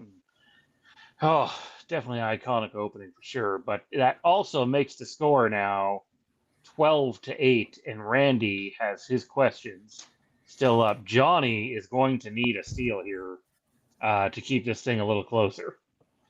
Randy, I'm going to shuffle the wheel here a couple of times. Here we go. Let's see what you get. 12-8 for Randy at the moment.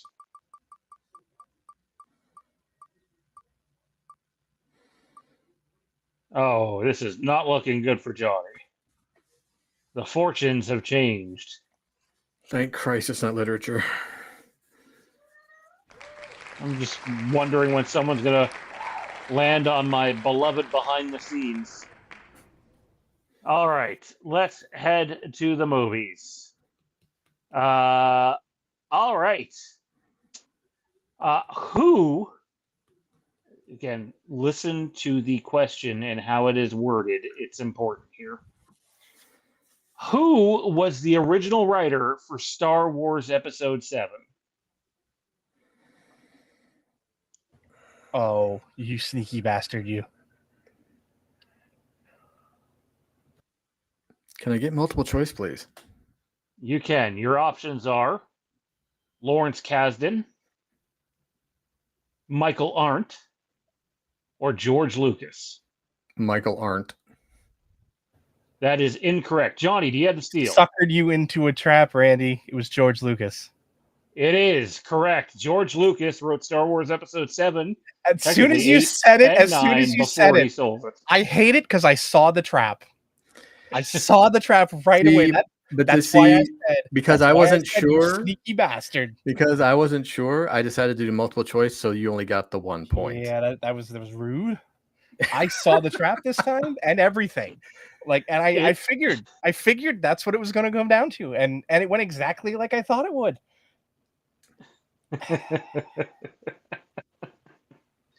Wow.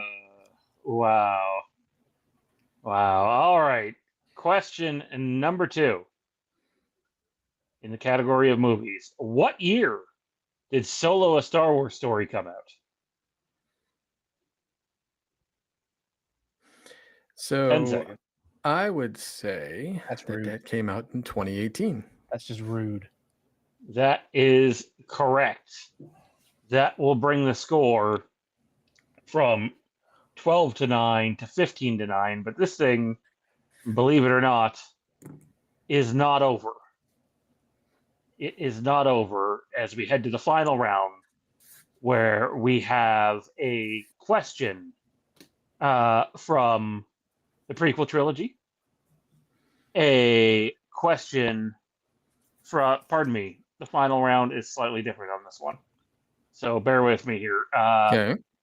Let me count, 1, 2, 3, 5, 6, 7.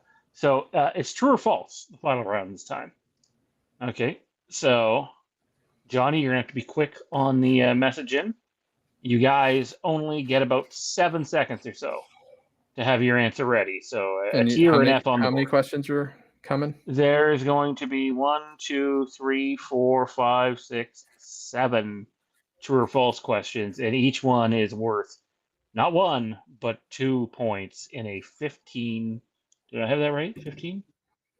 Yes, 15-9 score. All right. Here we go. Question number 1. Yoda was originally a CGI puppet in Episode 1.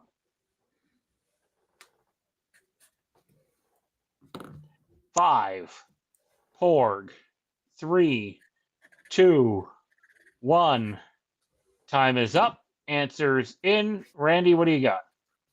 Yeah, false. That is correct. You both had false. That's 2 points apiece. Brings our score to 17-11. I waffled on that right up. I did too. Don't feel bad. I did too. Because I remember the re-edited versions for the Blu-ray, and I went, wait a minute, that's not how it started. Yeah, I was like, what was the order? Did it go from puppet to CG or CG to puppet to CG? What was the crazy order of Yoda in the prequels? In Attack of the Clones, 3PO was originally going to look exactly as he did in Phantom Menace. True or false? 5, Porg, 3, 2, 1. Time's up. Randy, what do you got? Going on a limb on here and saying true. That is correct. Bringing in, Johnny got correct as well. The score is 19-13. Still a 6-point gap here. Still time to catch up. Question number 3. In Revenge of the Sith, Steven Spielberg was an uncredited guest director. True or false? Again, I'm gonna say the question again. Steven Spielberg was a uncredited guest director. Very Oh, now you got specific me wording questioning the there. specifics. 5, 4, 3, 2, 1. Randy, what do you got? My gut just tells me true. I know he was the second unit AD for several scenes, but I don't. This part that's sticking is the credited. I can't remember if he got a credit for it or not. I don't think he did. You're both correct. Yeah. Brings the score to 21-15 here. And we got 4 questions to go, so we need some movement here. Rogue One director Gareth Edwards cameos in the film and is the guy who gets his chest sliced through during the Vader end scene, where he's going, take it, and Vader slices through his chest because the door won't open. 5, 4, 3, 2, 1. Time's up. Randy, what do you got? I'm gonna say false. You're both correct. He was in He fact had a in that cameo, scene, but it wasn't as that person, right? It's in that scene, yeah, but not as that person. He's the one that releases the Tanta 4. All right. Here we go. 3 questions left. Johnny's got to get them all to force overtime. Randy's got to miss them all. That's where we're at. Kurt Russell was slated to appear in Star Wars Episode 4, A New Hope. True or false?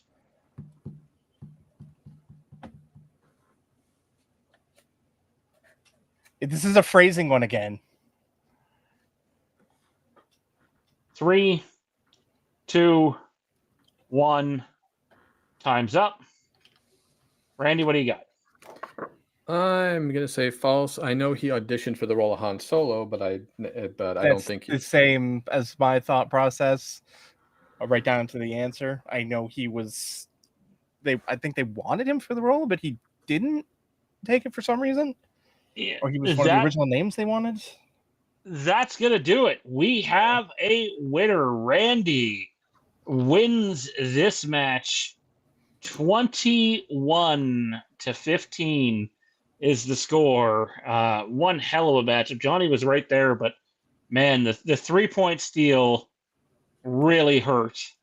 And then there was the Ron Howard question. I think you look back at those two, and I think realistically, that's the game. If Johnny doesn't allow you to get 3 points and only allows you to get 1, or if even Johnny was to get 1 point or 3 points plus the Ron Howard, we're talking about Johnny winning this matchup. Johnny came out and fought hard, but it was a couple of just small mistakes. So Randy will go back to take on Ben. Those two were powerhouses last week, and thankfully I played the smart betting way, which allowed me to go on and Randy not. And Randy will take on Ben once again in Star Wars trivia. We're running a little long in the tooth, so once again, game of the week will be postponed to, I don't even want to say next week, because some of these Westeros topics are going to be kept short for Zach's sake, because we're going to cover some of it next week. Let's move on to the House of Stark. A Knight of the Seven Kingdoms, gentlemen, has been renewed for season 2, which will come out in 2027. And House of the Dragon, not shockingly, has been renewed for what we believe will be the 4th and final season in 2028. That's not really the surprising news. That's just to let people know that that's what's out there, and it means you're going to have a lot of Westeros coming up here. You have A Knight of the Seven Kingdoms in January, which we will be covering on this channel. You have House of the Dragon. We believe it's going to be August. There's a chance for July, but I would assume it's going to be August. And then, again, A Knight of the Seven Kingdoms around January the following year, we believe. followed by House of the Dragon. And we also think there might be another show that gets in there. And speaking of other shows, George R. R. Martin lit the world on fire this weekend while speaking about shows that are in development at HBO. And he confirmed that, and this is big because it's coming from George specifically, knowing the dynamic of the situation. George, let me get rid of. I swear I'm not doing this on purpose, Johnny. George confirmed that there is a Game of Thrones sequel show, actually multiple Game of Thrones sequel shows that happen after the main series that are in development at HBO. That doesn't mean they're going to happen, but they're being actively worked on and money's being put into them, and we'll see if they come to pass. Why is this big news? Because at one point, George was working with Kit Harington and his team to bring a Jon Snow show to life. And a lot of people thought that George kind of just started axing things because, well, he hasn't finished his story for his books, and he's involved in producing a show that had an ending that, no matter how it plays out, will not be the same as what he writes if he ever writes it. But what it does do is it lets you know that HBO is actively trying to find the right show to tell a story after Game of Thrones. Randy, your initial thoughts? Well, I think it's really cool overall that we're just getting more Westeros content in general. Obviously, HBO really likes where they're going with the Night of the Seven Kingdoms to give it a second season already before first one's even premiered. So, but with George R. R. Martin coming out and talking about many essentially sequel series or just series in general that's set past Game of Thrones, that's kind of neat. I want to see some confirmation in the sense of like what we're actually going to get. Obviously, we all know the process in general is always not always set in stone, and there's probably going to be a lot of stuff that's going to be left on the chopping block, and there's only probably going to be a handful that get to the point where they start actually casting, writing, things like that. But still, it's fun to know that what we get with House of Dragon, we know we're going to get at least one more season there. Night of Seven Kingdoms. So knowing that we're going to get stuff beyond that is cool, and I really hope that they take their time and just give us something quality that is going to keep the fans happy, but also increase and give us more lore, because we all know that, especially I know you're a lore dude. So the fact that if this stuff can add to it and kind of expand upon some of the stories of some of these characters that you've always wondered what's going to happen to them, I know you'll be very happy with that.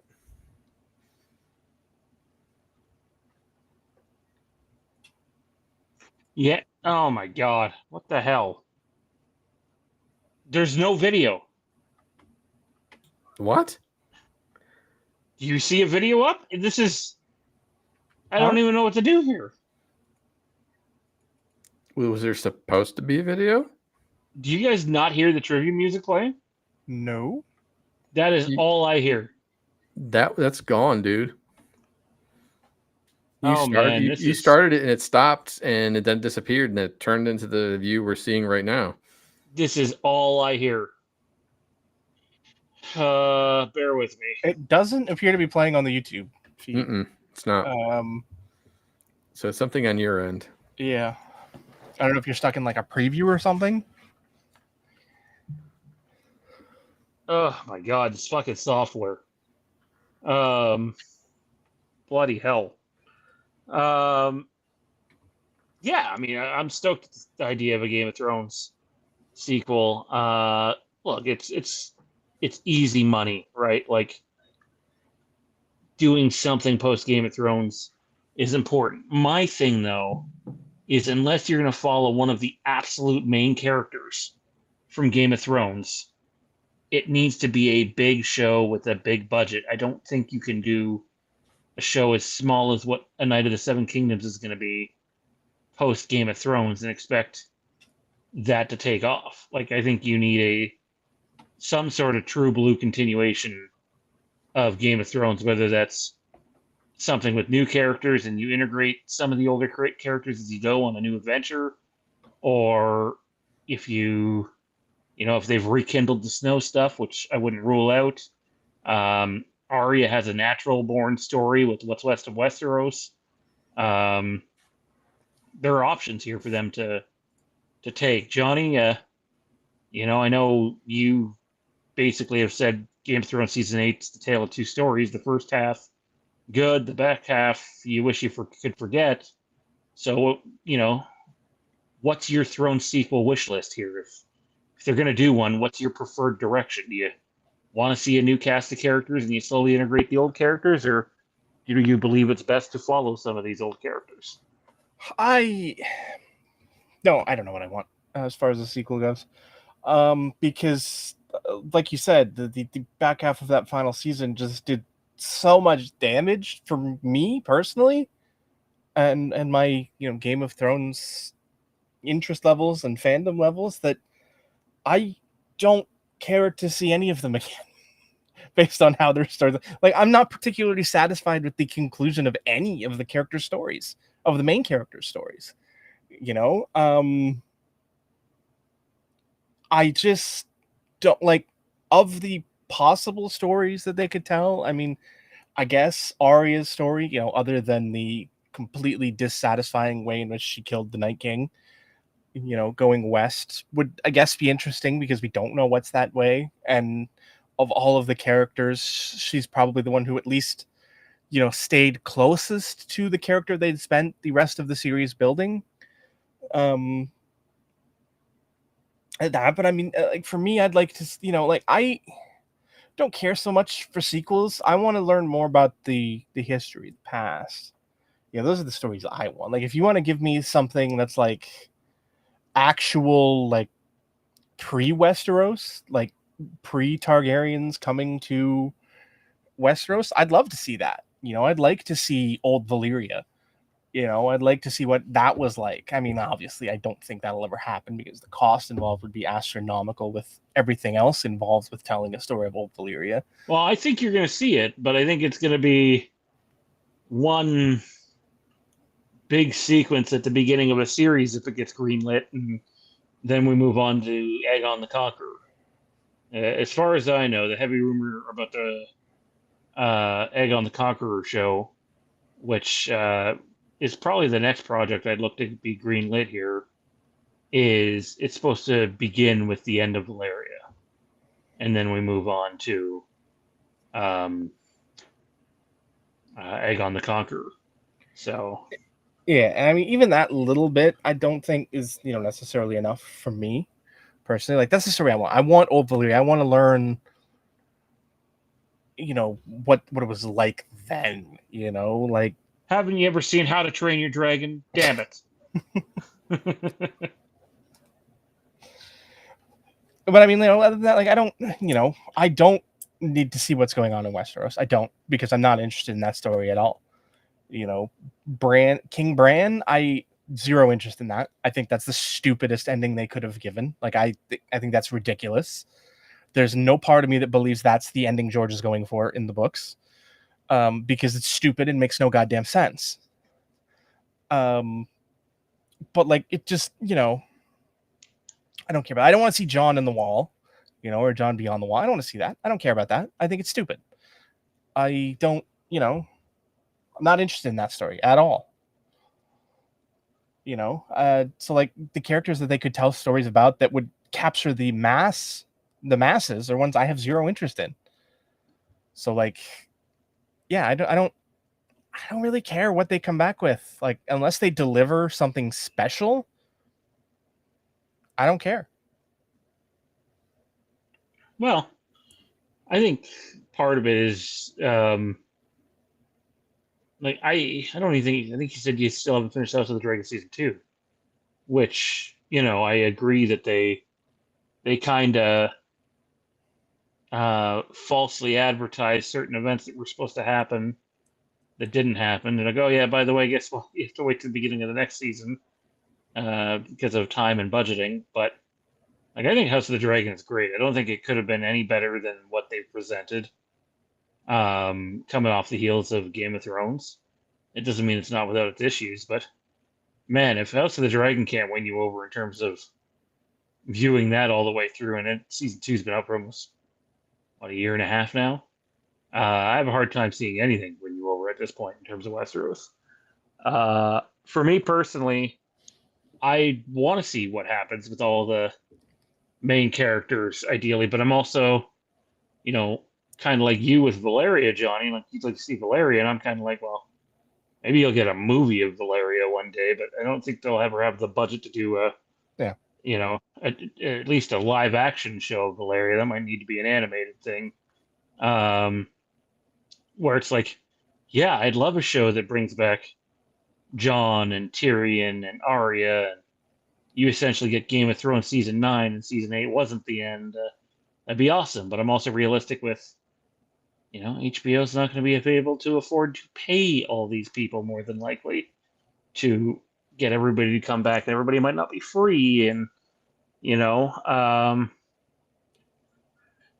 so like if I had to pick, I'd probably pick the Arya story, right? But I wouldn't have Arya be the main character. I would have Jon be the main character in an Arya story, and that is Arya's gone missing. Someone from what's west of Westeros comes to Westeros to try to get them to help, and it becomes this, Arya's the MacGuffin, right? And you do a little 2 or 3 season story of Jon and whomever going to find Arya. That's the story I would tell. Set it in a new place, a new setting, mostly new things, and a few familiar faces to guide the way. And new faces, too. Like, people probably don't want to hear this, but if they do a Game of Thrones sequel, and let's say, just for shits and giggles, they said it, realistically, with how long it's been, you could probably set it 10 or 20 years after where Game of Thrones ended and get away with it. And it might follow mostly new characters, where the old characters are just integrated into the story. I wouldn't rule that out at all. In fact, that might be the most likely route just based on how Hollywood works. So we'll see. But the fact George R.R. Martin is the one saying this lets you at least know he's open to the idea of them doing stories on TV post Game of Thrones season 8, even though that's not his ending, which I think is a positive sign. They're not closing doors, they're leaving them open. And in time, we will see what happens. We do have the House of Haddonfield segment coming up shortly.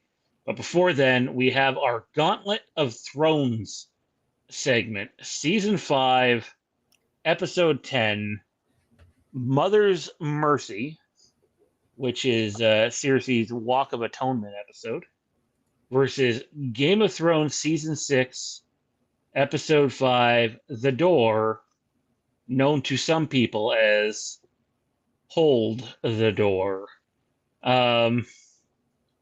This is another tough one. When this one came out, I don't even know what next week's is, but I know next week's matchup is tougher than this week's episode, just based off of what Zach said. For me, I'm going The Door. We follow Hodor for so long, and to have him sacrifice himself for Bran essentially there at the end, just the fantastical elements of that whole episode, bringing you back to the children and the first people, everything that's going on, like, that's really where the fantasy elements of Game of Thrones really kick into overdrive from that point going forward. Johnny, what was your pick for this episode? I'm definitely on The Door. I think it holds more significance to the overarching story, with Bran really getting his his three-eyed raven on in this episode. It's a much more significant episode to the overall of the series. Mother's Mercy falls victim to that. Finales are never as good as what preceded them in Game of Thrones. And this is just another example of that. I mean, outside of, the shame walk, I don't remember anything about it. Whereas the door, I do. I remember those moments, specifically hold the door. That's a huge moment in the course of making us understand a character who has been a huge part of the series to this point, and a satisfying conclusion to it. Well, I mean, I can give you another pretty big event that happens in Mother's Mercy. So can I. The death of Jon Snow.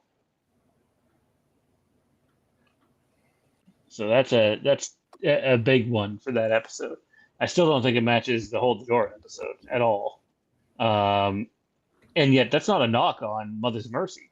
I think Mother's Mercy is a fantastic episode.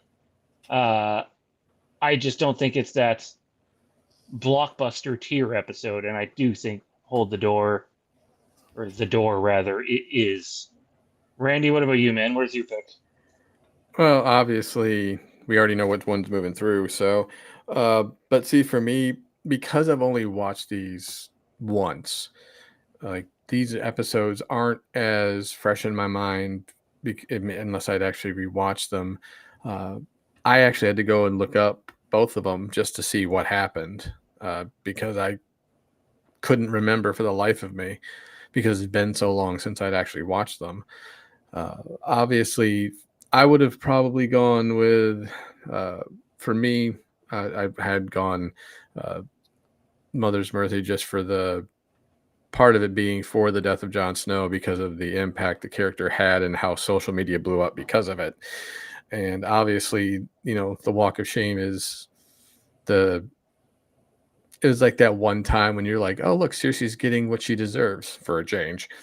But that's really the only reasons. I mean, obviously, learning more about the Walkers and the White Walkers and how they came to be and everything that Bran went through, and obviously Hodor with everything that happened at the end there, because obviously that's heartbreaking. I mean, it's still, it is, when you look at it, is really relatively close either way. But because of like I said, the death of Jon Snow kind of pushed me in the direction of Mother's Mercy.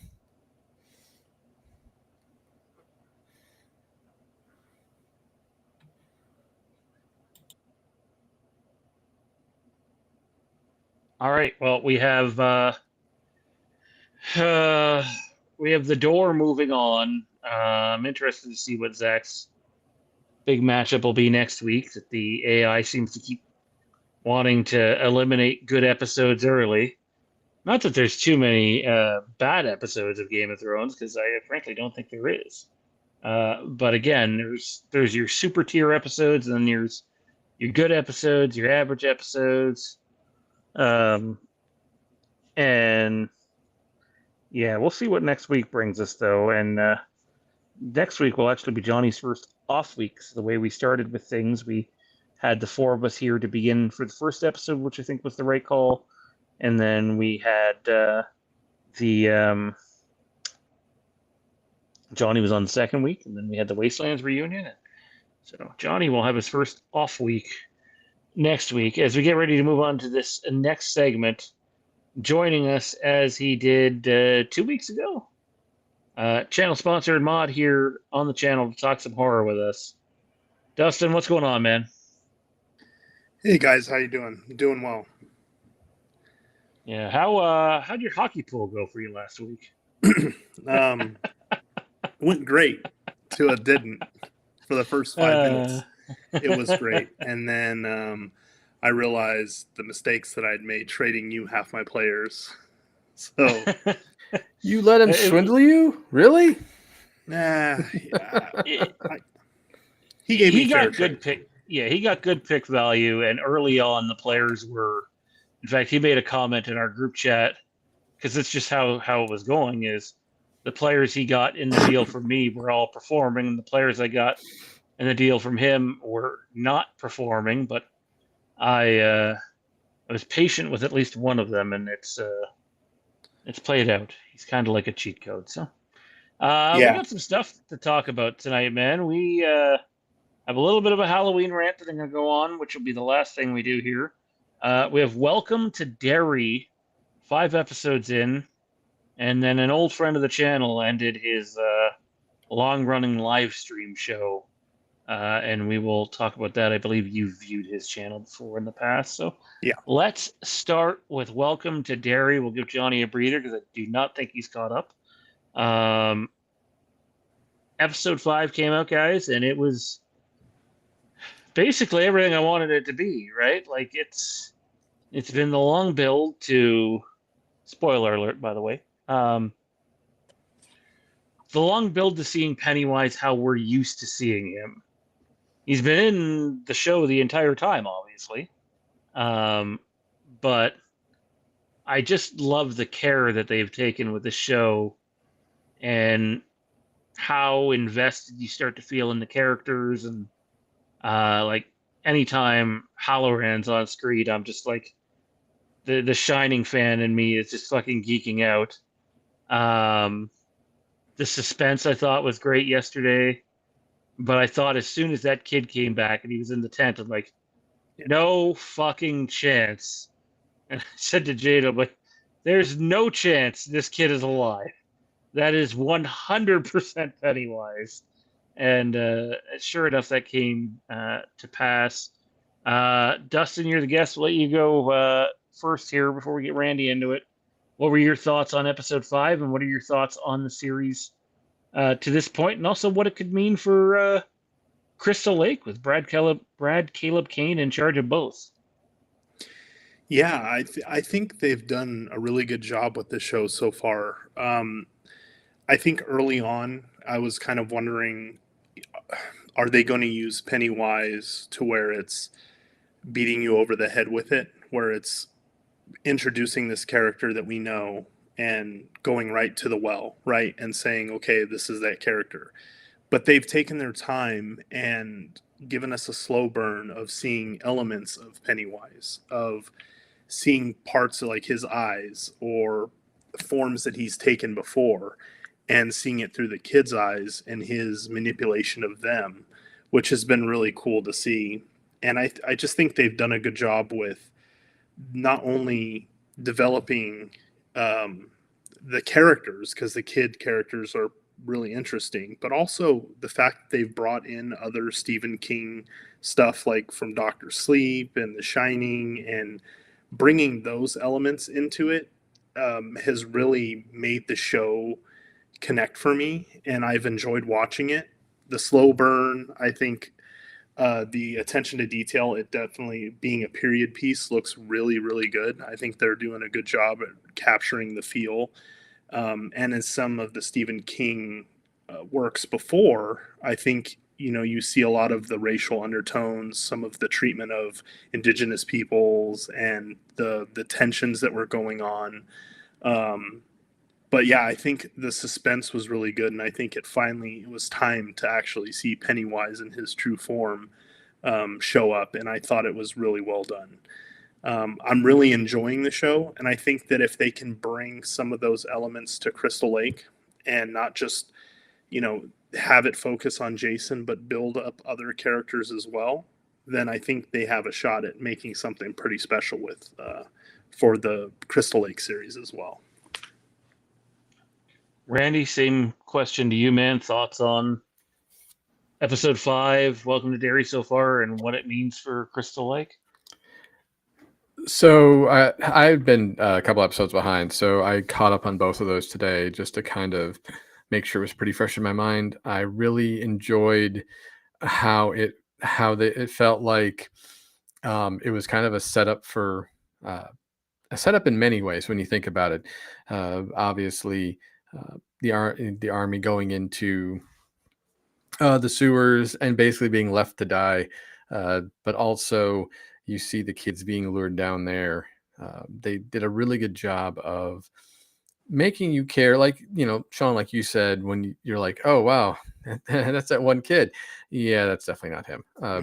They did a really good, but they did a good job of trying to make you believe it, even though anybody smart enough that understands what Pennywise is about would be like, yeah, no.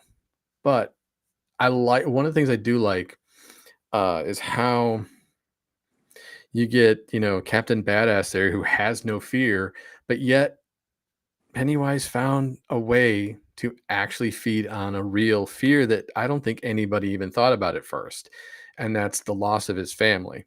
So the idea of bringing that into it, showing that this character who we all think is just, an ironclad, just doesn't care if he lives or dies, and then finally just peeling back the layers enough to see that there really is something there. And then obviously that emotional scene between, him accidentally killing someone he's been through wars with. I think that really adds to the character and kind of makes him question himself a lot. And then I think that was just so well done. But yeah, and then of course, we finally see the clown, and it was terrifying. The lighting and there's just the set design for the sewers was absolutely immaculate. I loved it. And yeah, we get that one scene where I wouldn't call it the MacGuffin, but obviously through the stories being told, you get to see the I guess the priest of the meteorite that the tribe used to fend him off. Like, so I think I'll be curious to see how that works moving forward. I'll be curious to see how Pennywise gets used moving forward. I think we're going to see more of the clown, but also we're going to see things ramped up a little bit, which I think we're at that point. But all in all, it's just been the way everything's been presented. No one's safe. Nobody's safe. And I think in any type of horror movie, series, whatever, you need to have that. You need to have that dread of, is the character that I'm getting really close to, is that character that I really like, is it their time? I mean, we only know of at least one person coming out of this alive. It's Sean's favorite character.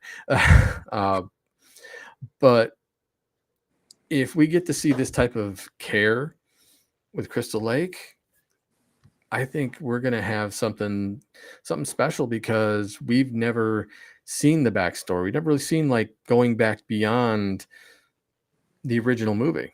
I mean, yeah, there's been comics, there's been little Easter eggs and tapes in the Friday the 13th game that you could discover and find for yourself.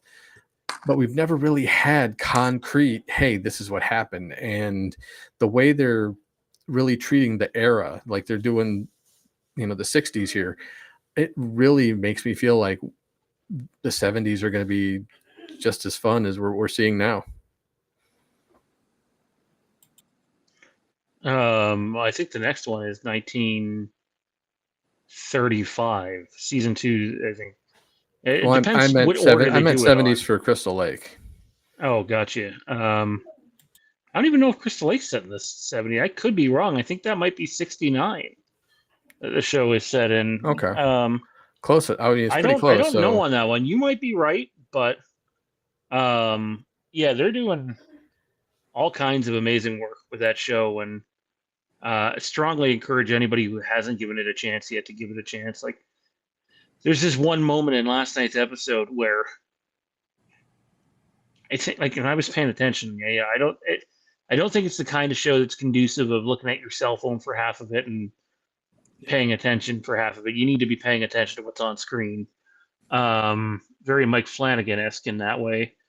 And I'm watching it, and it's not like I realized it like right before it happened, but I realized it about 5 minutes before it happened. But as I realized what I'm about to say, it hit me that I probably should have realized it 20 minutes before it happened. And that was, it hit me. I'm like, oh my fucking God, he's going to kill the kids. Like, I'm like, And I thought it was legitimately an option considering how fucking sick and twisted this show has been so far. I'm like, he's gonna kill his own fucking kid. um, and then some. And I mean, it didn't end up happening, but wow, like to at least have the audience, and I'm only one person, but I've seen this out there from others, to at least have the audience think that that's a possibility in episode 5, I think speaks volumes for the show's unpredictability. Yeah, I think they did a good job of making it, because when you see the first group of characters as kids, you see them and you're thinking, okay, this is going to be the group we're with. And then they all bite the dust real quick in really gruesome ways.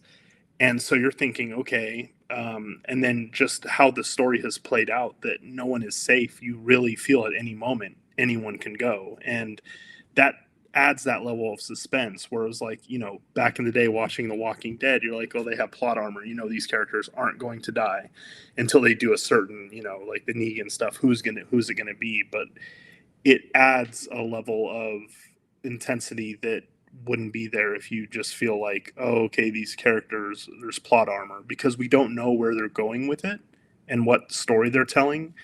I love the whole them using the lack of the military, and kind of the military being like, oh, whatever, we're just gonna do this, and then if things go bad, we're just clean house or whatever. So it has me very interested to see where they're going with it and how it's going to set up other seasons. And I did like the fact they threw in that it was like his cycles of feeding, and it was leading up to an event. So maybe it's just retrospectives of, or snippets of his time during his feeding cycles. But yeah, they're doing a great job, and I think it looks good. It doesn't look cheap either. So that's the other thing. There's certain parts, you know, for a TV show, you're not going to see. You'll see moments where it's like, okay, that's not great CGI, but for them, I would say 98% of it, I'm locked in and feel like it's really well done. I agree. I think that's important. Johnny, you've been listening to us for a few weeks talk about the series. Are you any more tempted to watch it than when you first started listening to us? No, I mean, my plan was always to wait for it to be over and then just binge it. I think it lends itself to both. Like, I think I can see how this could be a good binging show, but I also think that there's enough meat on the bone with every episode that it being a weekly format works too, which I don't think is the case for every single series that comes out these days. I think some series are designed to be binge format and don't really work on the week to week cycle here. All right. Hate when we have to do this, but I feel the need to do it. We got a message on a YouTube video from months and months and months and months and months ago. This would be pre WrestleMania, before we knew the exact WrestleMania main events and stuff. In fact, I think I remember I was playing Call of Duty while we were on the show. Or Jade was, I believe, and I was just watching. And Johnny had basically gave the Seth leaves with Heyman prediction. That's how I remember the episode. That happens. That's how long ago it is. And Slasher Radio randomly comments on our video being like, if you're going to, you know, take information from someone else's video, make sure that you credit them, just a tip. And I gave them a reply, but I'm going to give my 2 cents here too. I have complimented Slasher Radio, which is not the same as Slasher Talk, by the way, 2 different places, several times during our streams as a place to go for information on the Halloween game. And they've also been, maybe it's because we've changed our name on social media too, because now we're House of the Empire on social media.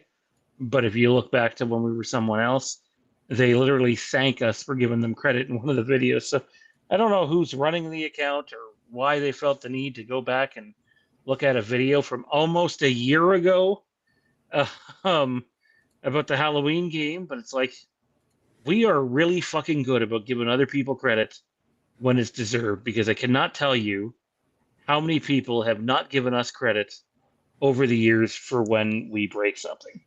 And I'll continue to say it unless you're hearing it from Slasher Radio, Slasher Talk, or us. I don't know anyone that has covered the Halloween game like the three of our channels. Just because we don't have the following that some of those have. Maybe that's why they came out and had beef. But my guess is to pick a video from that long ago to comment on is someone said something to them and they didn't bother to actually listen to the video. So if you're starting shit, grow up. We don't have time for that. And I'll say nothing but good things in Slasher Radio. Like, they are a trustworthy source of information for the Halloween game, as is Slasher Talk, as is us, and I think all three places have proven that to be true, just based on the information that's come to life over the last couple of months. So, and here's another one for you. I know it's the end of November, but I am expecting at least one more Halloween game related thing to drop this year. So, take that for what you will. Last but not least, a friend of the channel. I don't think Randy's had any interaction with him, but Dustin either still watches or used to watch his channel, and Johnny's been on a couple of live streams that he was on. Dave McRae has brought an end to his McRae Live show. He'll still be doing some stuff on his channel, just some short form videos and the odd live stream here or there. I think he's more focusing on his voice acting career and making independent films, which makes sense. Like, Dave's a super talented individual, but I wanted to take a second to praise him because I've seen some people knocking his decision to end the show, and it's like, it's his fucking show. If he wants to end it, let him fucking end the show. Right? Like, Dave was always very good to us. As much as we might have had a falling out with a couple of other places, with people that don't respect their audience or what people have done for them to help them get where they are, Dave was never that person towards us. He was never big timed us.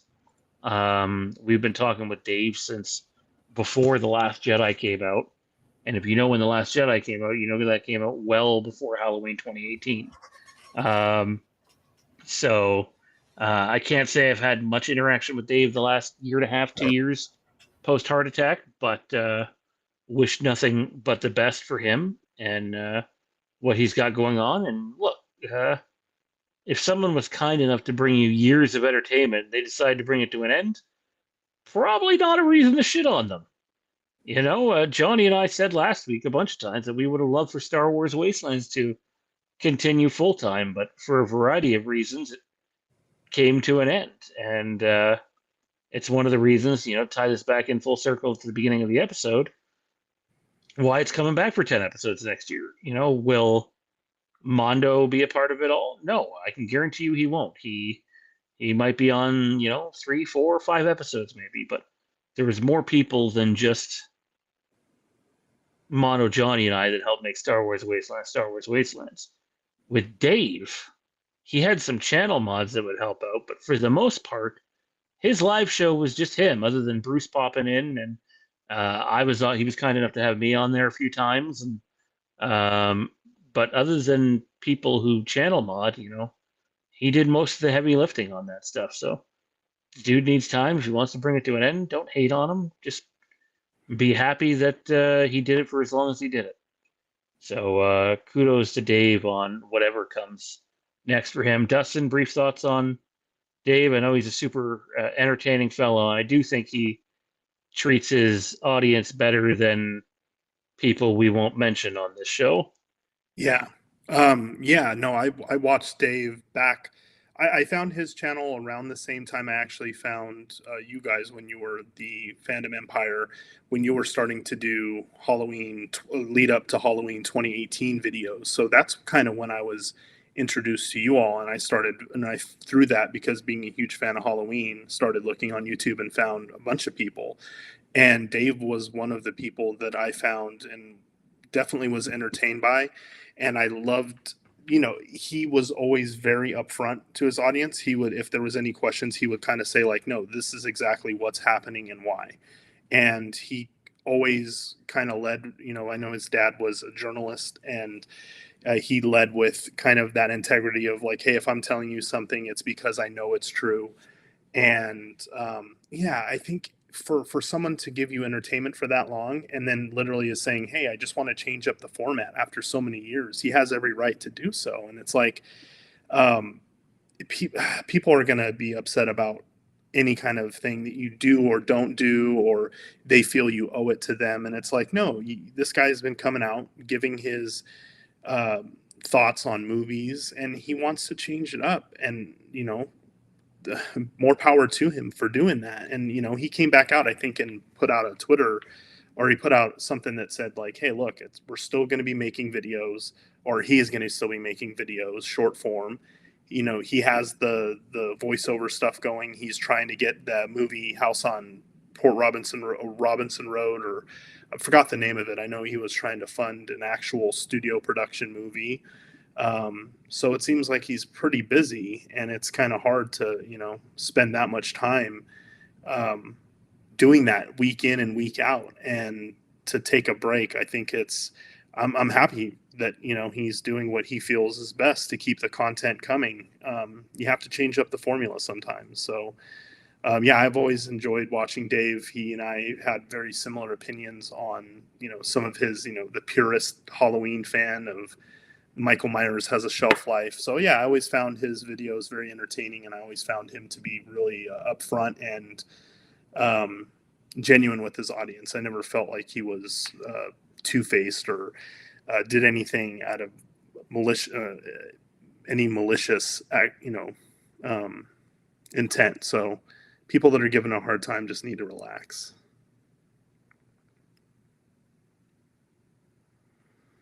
Randy, you didn't have any interactions with Dave, but Johnny, during our extensive coverage leading up to Halloween Kills, your paths crossed a couple of times, and obviously you got to know a little bit about what he does. Thoughts on him bringing an end to his weekly show? Yeah, I don't really have much to add beyond what you guys have said. I know how intense the grind can be. So when you're a one-man band, the fact he's managed to stay doing it as long as he has is impressive in and of itself.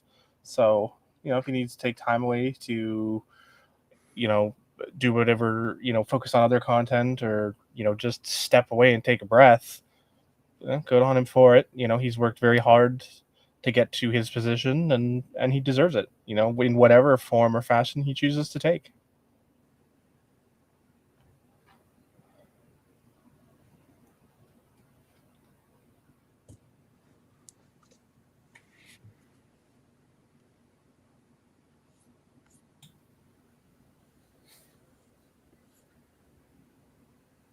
You good there, Sean?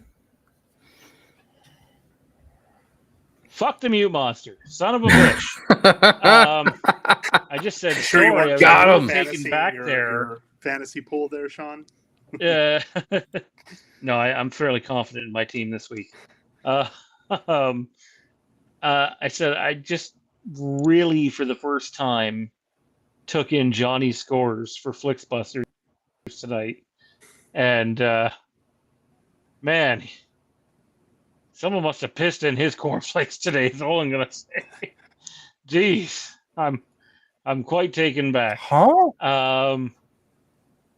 Yeah, for the scores that I'm reading, yes, sir. Yes, indeedy. Yeah, you sent them at 10:21 this morning. Unless your home was something else, in which case I have no idea. No, I just it just never in a million years would have thought that's and we'll talk about it very soon too. In fact, I suppose that's going to do it for the horror segment for this week. Sorry that it's not a long one, Dustin. What before you go here quickly, maybe give us one of your hopes you want to see happen with Welcome to Derry and its final, I think 3 episodes. I think there's only 8 episodes. Yeah, there's I think 3 episodes left. I could be wrong, but it's 3 or 4. I know. I think they need to tell a. I don't know if they have the opportunity to leave it open ended, right? Because there's going to be other stories to tell. They're doing 2 or 3 seasons of this. Like they have the different eras they're doing within Derry, which they put in the opening credits, which are great, by the way. I want to see them explore some more elements of Pennywise in and of himself, like this whole if he's this demon or whatever it is. I just hope that they take it in a direction where we can see like a finality of this story and also make it set up so that we can say, okay, we could see how this ended and then the events later on happen, right? It's going to be hard to kind of thread that needle of you can't really kill him because we know he's still around. So how are they going to wrap that up? And I'm just hoping they can, thread the needle and tell a story that's engaging that'll make me say, okay, I'm interested in coming back for the next season. I already am, but how much more lore they're going to explore and the other elements of like the Shining or the telepathic abilities and stuff like that. So I just hope that they can come up with a satisfying ending that'll keep people invested for the next season. I think they can do that, and they've already done it so far. So, just seeing more of the lore and expanding on where the story is going to go next. I just hope they can do that, and I think they will. All right, man. Well, thanks for coming out tonight. We're going to have your horror pop-ins happen quite frequently around these parts, and we have some traditional episodes here coming up that won't have trivia either, eating up a chunk of it. And just thanks for your time, man, and your contributions. Yeah, thanks for having me on, guys. Have a good night. You Same too, to you. That was Dustin, one of our channel moderators and sponsors here. Without him, it would be hard to do everything that we do. Sorry, John. I was completely taken back by the score there. So we'll get into it. The Outer Rim, though, this gives me my chance here to really do some things. Randy, is this the one you need to step away for? Yeah, I didn't watch Full Gear. I was out of town, so I really wasn't able to do that. Why don't we give you 5 minutes to go grab a drink or something and take your headset off, and so you don't get anything spoiled for you. You've been able to avoid spoilers, and we'll hand it over to Johnny here. Johnny, why don't you give us what your favorite match was from AEW Full Gear and why? Honestly, that's a tough one. There weren't really any matches that kind of stand head and shoulders above the rest this time around. It was relatively flat plane as far as that goes, but I think the one that I enjoyed the most was probably Mark Briscoe, Kyle Fletcher. It was the match that going in, I don't want to say you had the most expectation of, but with the stipulations and such what they were, you kind of assumed a specific outcome, and that's not what you got. Kyle Fletcher is the guy who has, for the last year and a half to 2 years, has been booked like the future superstar. He's the guy in waiting. He's sort of next man up, which is a testament to the AEW booking style that you have more than one next man up instead of the same 4 people cycling in the main event. But it was interesting to me. I expected the chaos. I expected the blood and the gore and all that. I expected all that because, it's not my first rodeo with the Briscoe brother in a no holds barred environment. I've seen it. on tape, on television, in person. So it was what I expected to be in that way. I didn't expect Mark to go over, through everything that was the match buildup, but I was happy for it. I thought it was a great moment that they've been building to for a long time, with him getting the win and getting the title. And as much as we look back at like him winning the ROH title when he did after Jay passed away, it's not the same. The audience isn't the same. More people definitely watched Saturday night than watched him win the ROH title. That's for sure. So I thought it was a great match all around. I enjoyed it. I loved the finish. I would have liked to have seen, some of the family Briscoe at ringside for the finish. I would have loved to have seen Papa Briscoe, who was featured in the pre-match video. There, or even just, the other members of the conglomeration, coming out at the end to sort of celebrate a bit more with them. I would have liked that a bit more. But I enjoyed it. I think that was my favorite match. But, overall, it was a night of surprises. Going in, I never would have guessed Mark comes out with the title. Just the same as I never would have guessed the finish of the main event. Like, it genuinely caught me off guard. To the point that I was shocked. Like, and I, typically see things coming from a mile out. And I'm usually pretty good at predicting long-term bookings. I didn't see this coming. I didn't see this happening the way that it did. Now, granted, I obviously picked up the post-game before it happened because, you kind of go through the who's next, where do you go from here? The first thought was, well, I guess Ospreay's going to be healthier sooner than we thought. But instead it was just a swerve, which... fine. I just don't want them to redo the same thing they did 2 years ago. All right, well, there you have it. Johnny on AEW Full Gear here as we get ready to move to our Flix Busters segment for this evening. The segment that we love here on the show. Quite a bit. It's obviously been brought over from some of the older shows that we used to do in the past. And tonight's movie is Star Wars Episode 4, A New Hope, written and directed by the one and the only George Lucas. I don't know if we have Randy back yet, do we? We'll await him and see if we have him back. We'll buy him a minute or two here. So far, we've done... This is episode 4, and we are doing episode 4, A New Hope, for our movie review. Last week was Revenge of the Sith. The week before was Attack of the Clones. And before that was The Phantom Menace.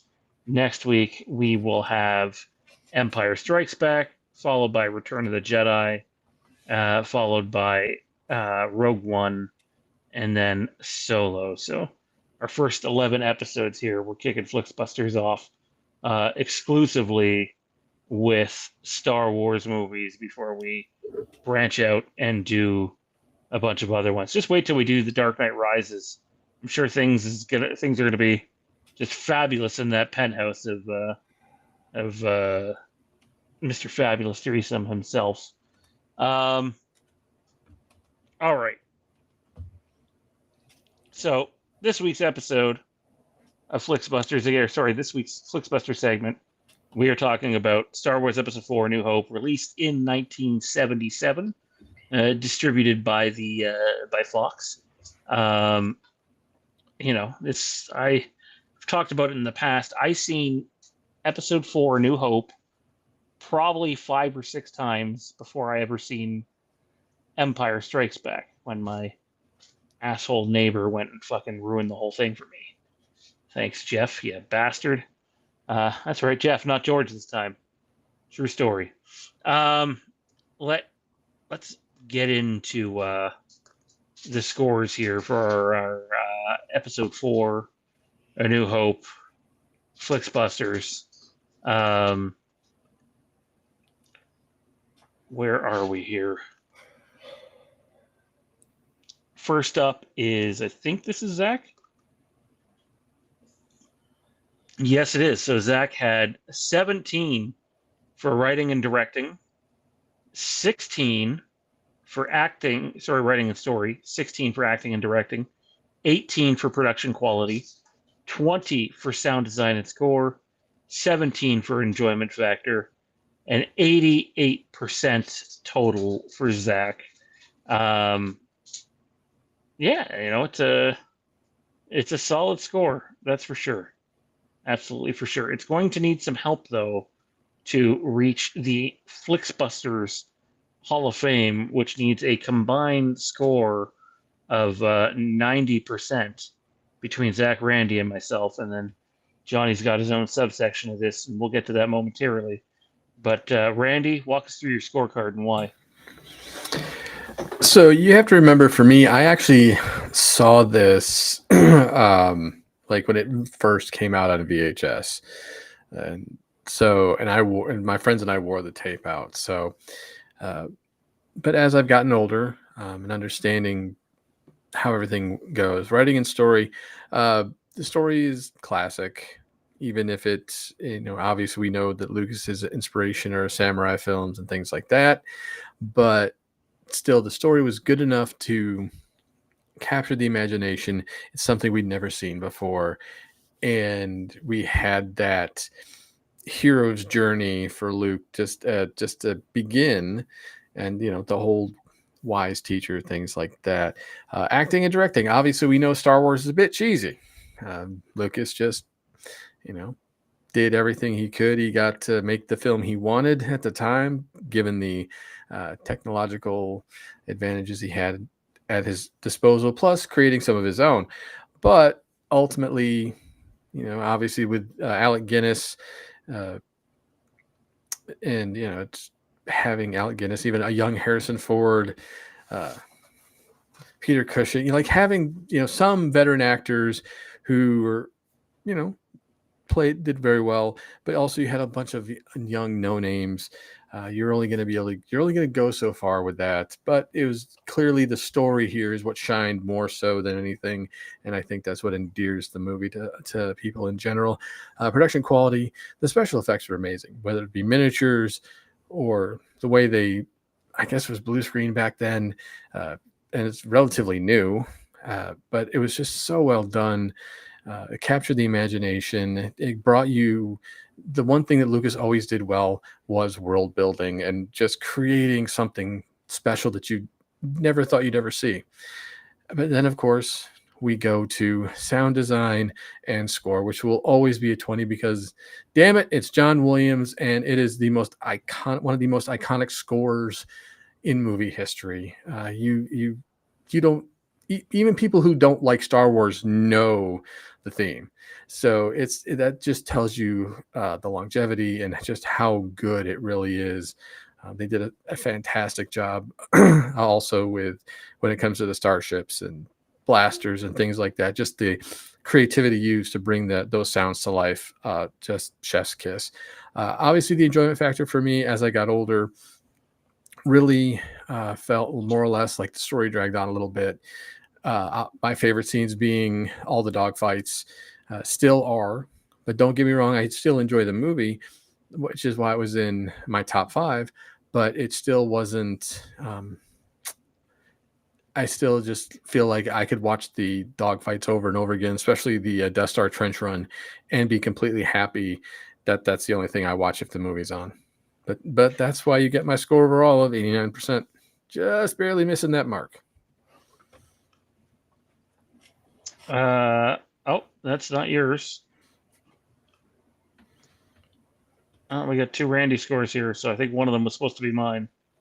Yes, so the 91's mine. Ignore Randy's.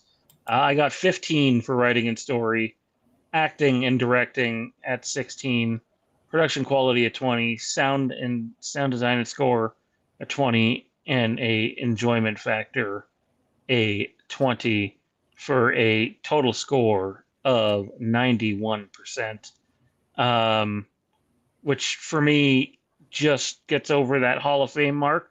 And once again, our 3 scores are damn close, Randy. 88, 89, and 91. However, that being said,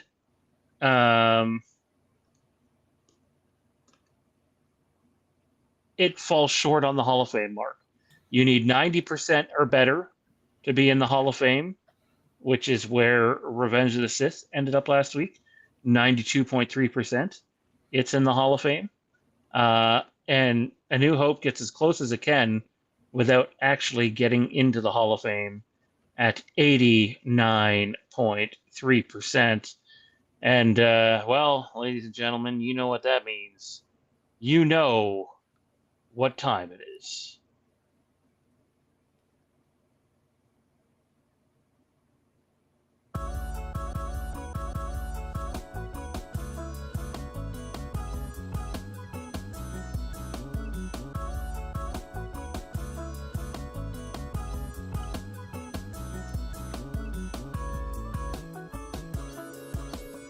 Welcome back to another fabulous episode of Darth M. Count's Fabulous Penthouse, presented by Star Wars Super Bombad Racing, available now on all your PlayStation 2s, as well as Midichlorians the Game.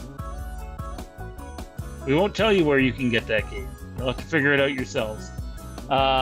Johnny B, my dude, the man who was once known as Fizz. What is going on here? All right, there we go. Walk us through your scorecard, man. Because I had to double check and make sure that we weren't doing a prequel movie tonight. This would be Johnny V's scorecard for Star Wars Episode 4, A New Hope. What? And writing's a 10? Like, I know you got to hate on for George Lucas, but can you walk us through this one? It's comparative. I think it gets knocks because he didn't have his direction set. He wasn't as focused in the writing, like with things that would change throughout the course, things that weren't set, and things that direction was. I mean, I'm looking at my scores, and I went back to compare. I mean, it's 2 points less than Revenge of the Sith, where, yeah, there was more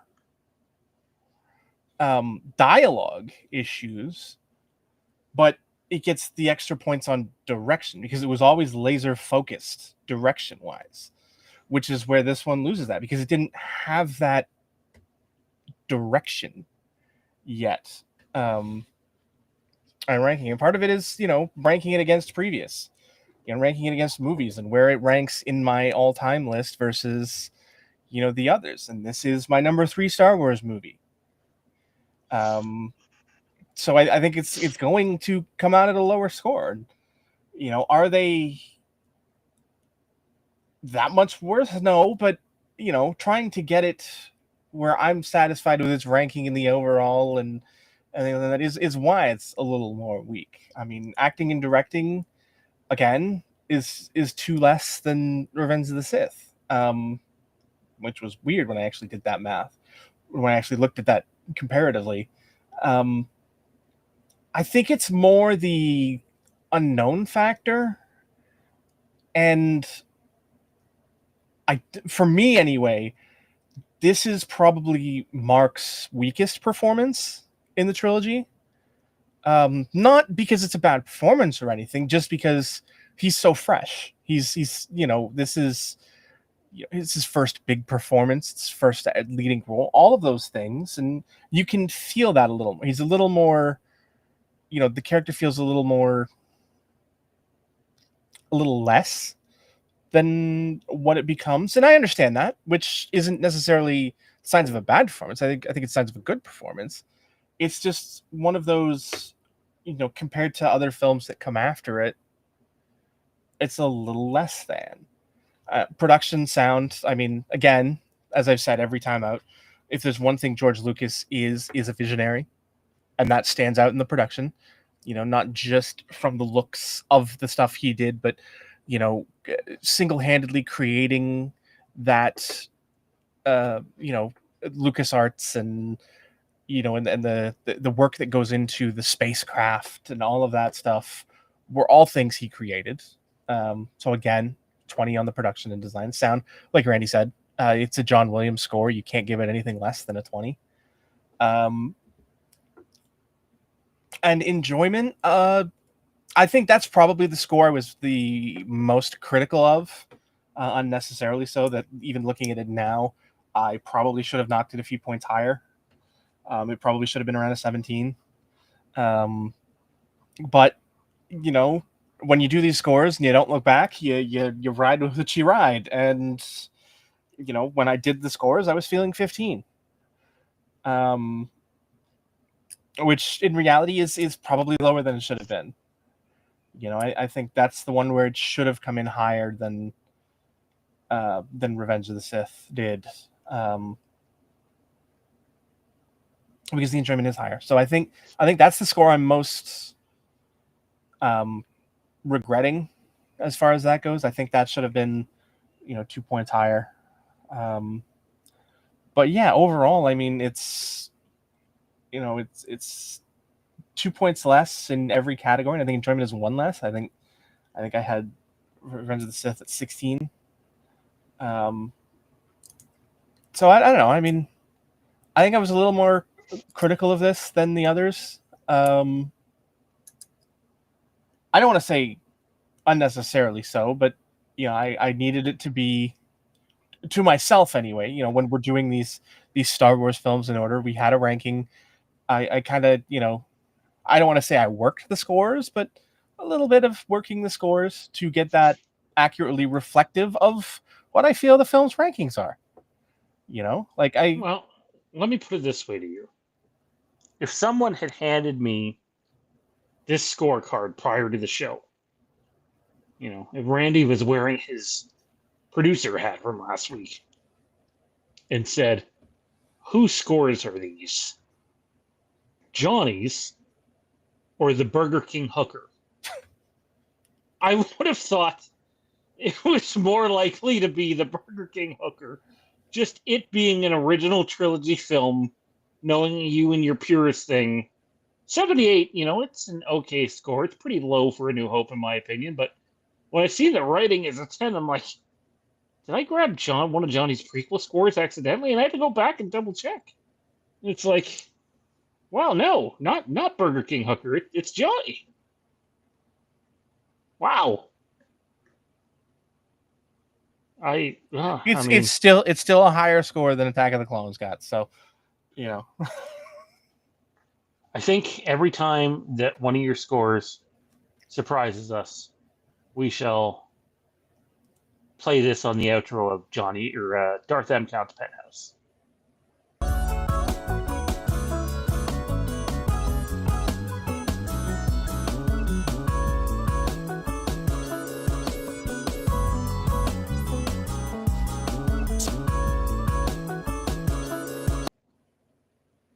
Darth M. Count's Fabulous Penthouse, brought to you exclusively by Star Wars Super Bombad Racing, available today on the PlayStation 2. All right, that is going to do it for our episode tonight. I'm still completely floored at the idea that Johnny gave A New Hope a 10. That's the most surprising score we've seen yet on our Flixbuster stuff. Don't worry, next week's score will be more reflective of the Oh my god. And if it's what I think it's going to be, it's Empire. Come on. This will make the Hall of Fame, and that's not a prediction. That's a spoiler. That's not a spoiler. That's a guarantee. I'll give you a hint at my scorecard for next week, people. I quite literally think this is the best motion picture film ever made. So read into that what you will. There's a reason it's our number ones, So you can find me over at Geedy Giles. with Thanksgiving in the U.S. here coming up here soon, the Sports Brew, we will be recording tomorrow night to make sure that our new episode is out for everybody's enjoyment before the holiday hits. So if you enjoy people just talking dumb shit, talking sports, and being drunk while we're doing it, you just Google Sports and Brew, and you'll find us no problem. Speaking of dumb shit, one of the highlights from the Wastelands reunion episode, our friend Tommy B and his clone. Maybe Tommy B is a clone of him. I don't know. Johnny, where can everybody find you, man? Here, there, and everywhere. Here, there, everywhere. Yay. Tomorrow night, Patreon, episodes 4 and 5, Obi-Wan Kenobi. Don't miss it. And then episode 6 will be live next week right here on YouTube to wrap up our Kenobi stuff. We'll probably do a movie or two before the end of the year. And then when the new year starts back up, I think we decided we're going to do The Mandalorian, heading into The Mandalorian and Grogu. And then we're going to see what we can do Star Wars Rebels-wise heading into Ahsoka Season 2. But for Randy and Johnny and for Zach, who can't be here tonight, I'm Sean, and we will see each and every one of you in the next video.